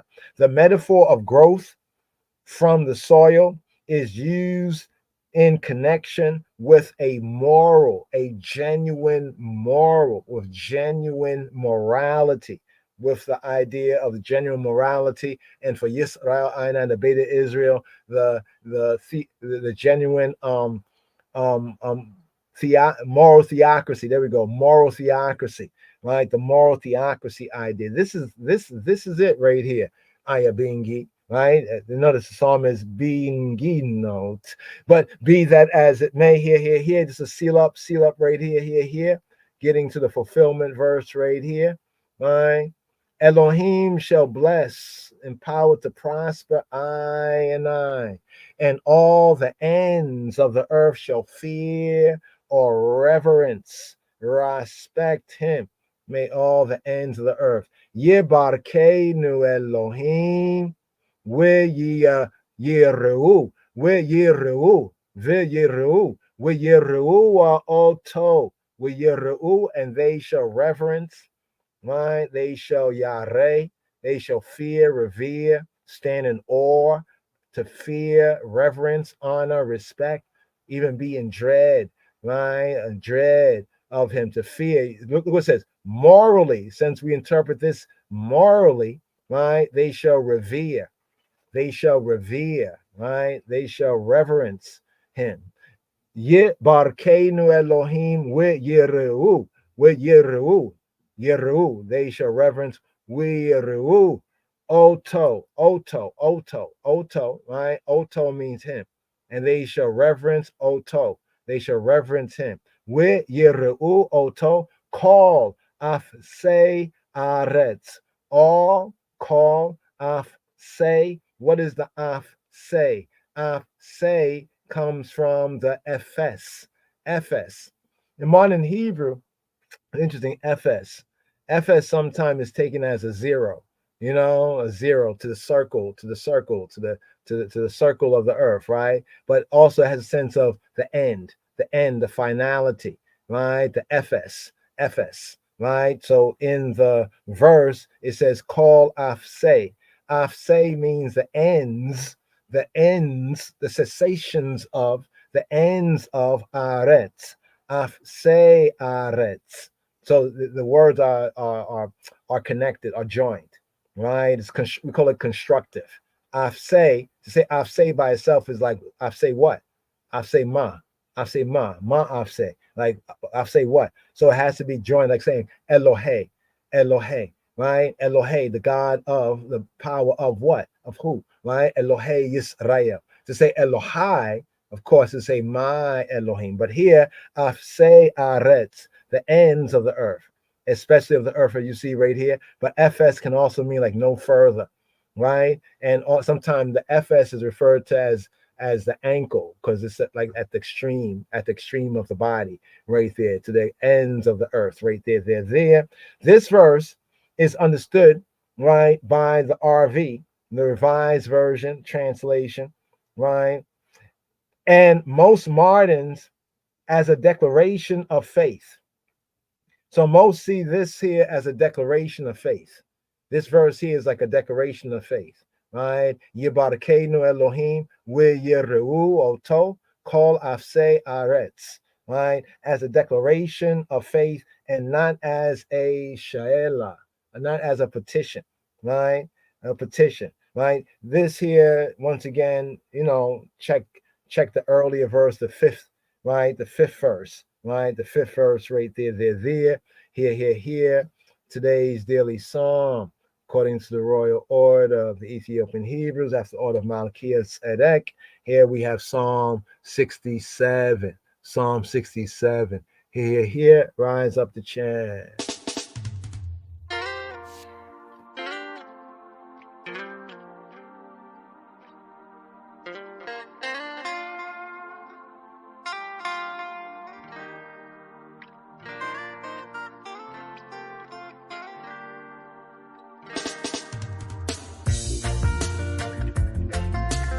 Psalm 67. מזמור ס"ז למנצח בנגינות מזמור שיר. God be merciful unto us and bless us.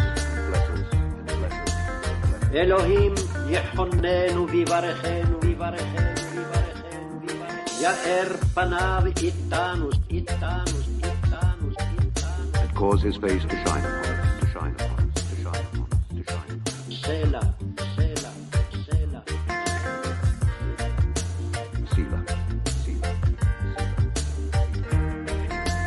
That thy way may be known upon earth. לדעת בארץ דרכך. Thy saving health among all nations. בכל גויים ישועתך.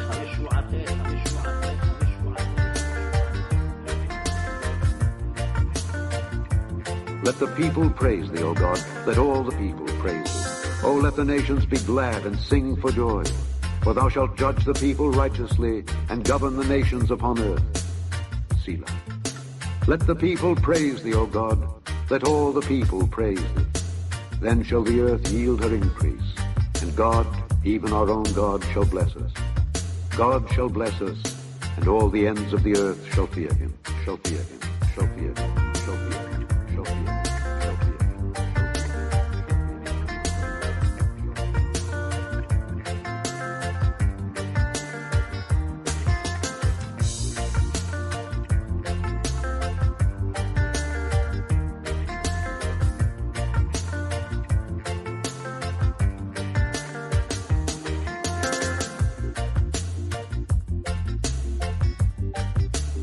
מזמור ס"ז למנצח בנגינות מזמור שיר. אלוהים יחוננו ויברכנו, יאר פניו איתנו סלע. לדעת בארץ דרכך, בכל גויים ישועתך. יודוך עמים אלוהים, יודוך עמים כולם. ישמחו וירננו לאומים, כי תשבות עמים מישור, ולאומים בארץ תנחם סלע. יודוך עמים אלוהים, יודוך עמים כולם. ארץ נתנה יבולה, יברכנו אלוהים אלוהינו, יברכנו אלוהים, ויראו אותו כל אפסי ארץ.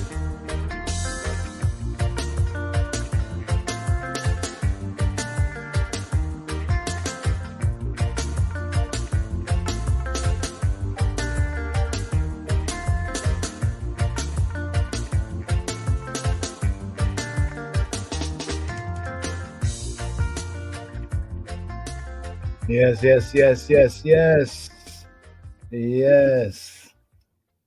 That education that ignores man's intrinsic nature and neglects his intellect and reasoning power cannot be considered true education. Yes, the words of Gurmawi Kalma Haile Selassie here for the outro. Hebrew dub-wise, Day 20 song, and yes, yes, yes, yes. The Hebrew Ivrit, Yudi, Uma'u Yisrael.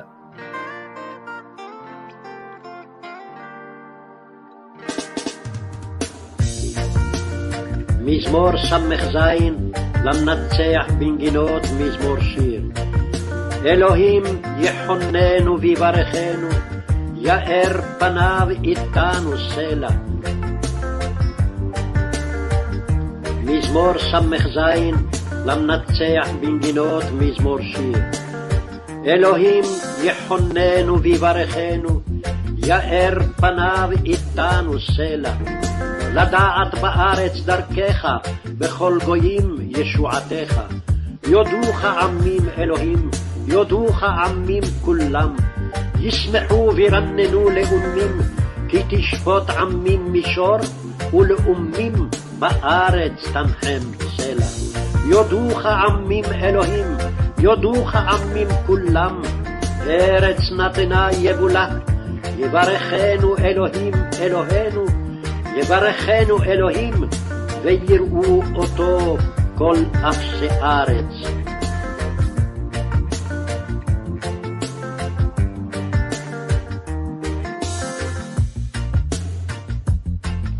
מזמור סמך זין, למנצח בנגינות מזמור שיר.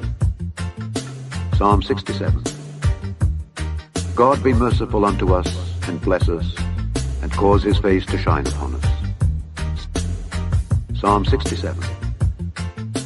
God be merciful unto us, and bless us, and cause his face to shine upon us. Selah. Psalm 67. God be merciful unto us, and bless us, and cause his face to shine upon us. Selah. That thy way may be known upon earth, thy saving health among all nations. Let the people praise thee, O God, let all the people praise thee. O let the nations be glad and sing for joy, for thou shalt judge the people righteously, and govern the nations upon earth. Selah. Let the people praise thee, O God, let all the people praise thee. Then shall the earth yield her increase, and God, even our own God, shall bless us. God shall bless us, and all the ends of the earth shall fear him, shall fear him, shall fear him, shall fear him, shall fear him, shall fear him, shall fear him, shall fear him.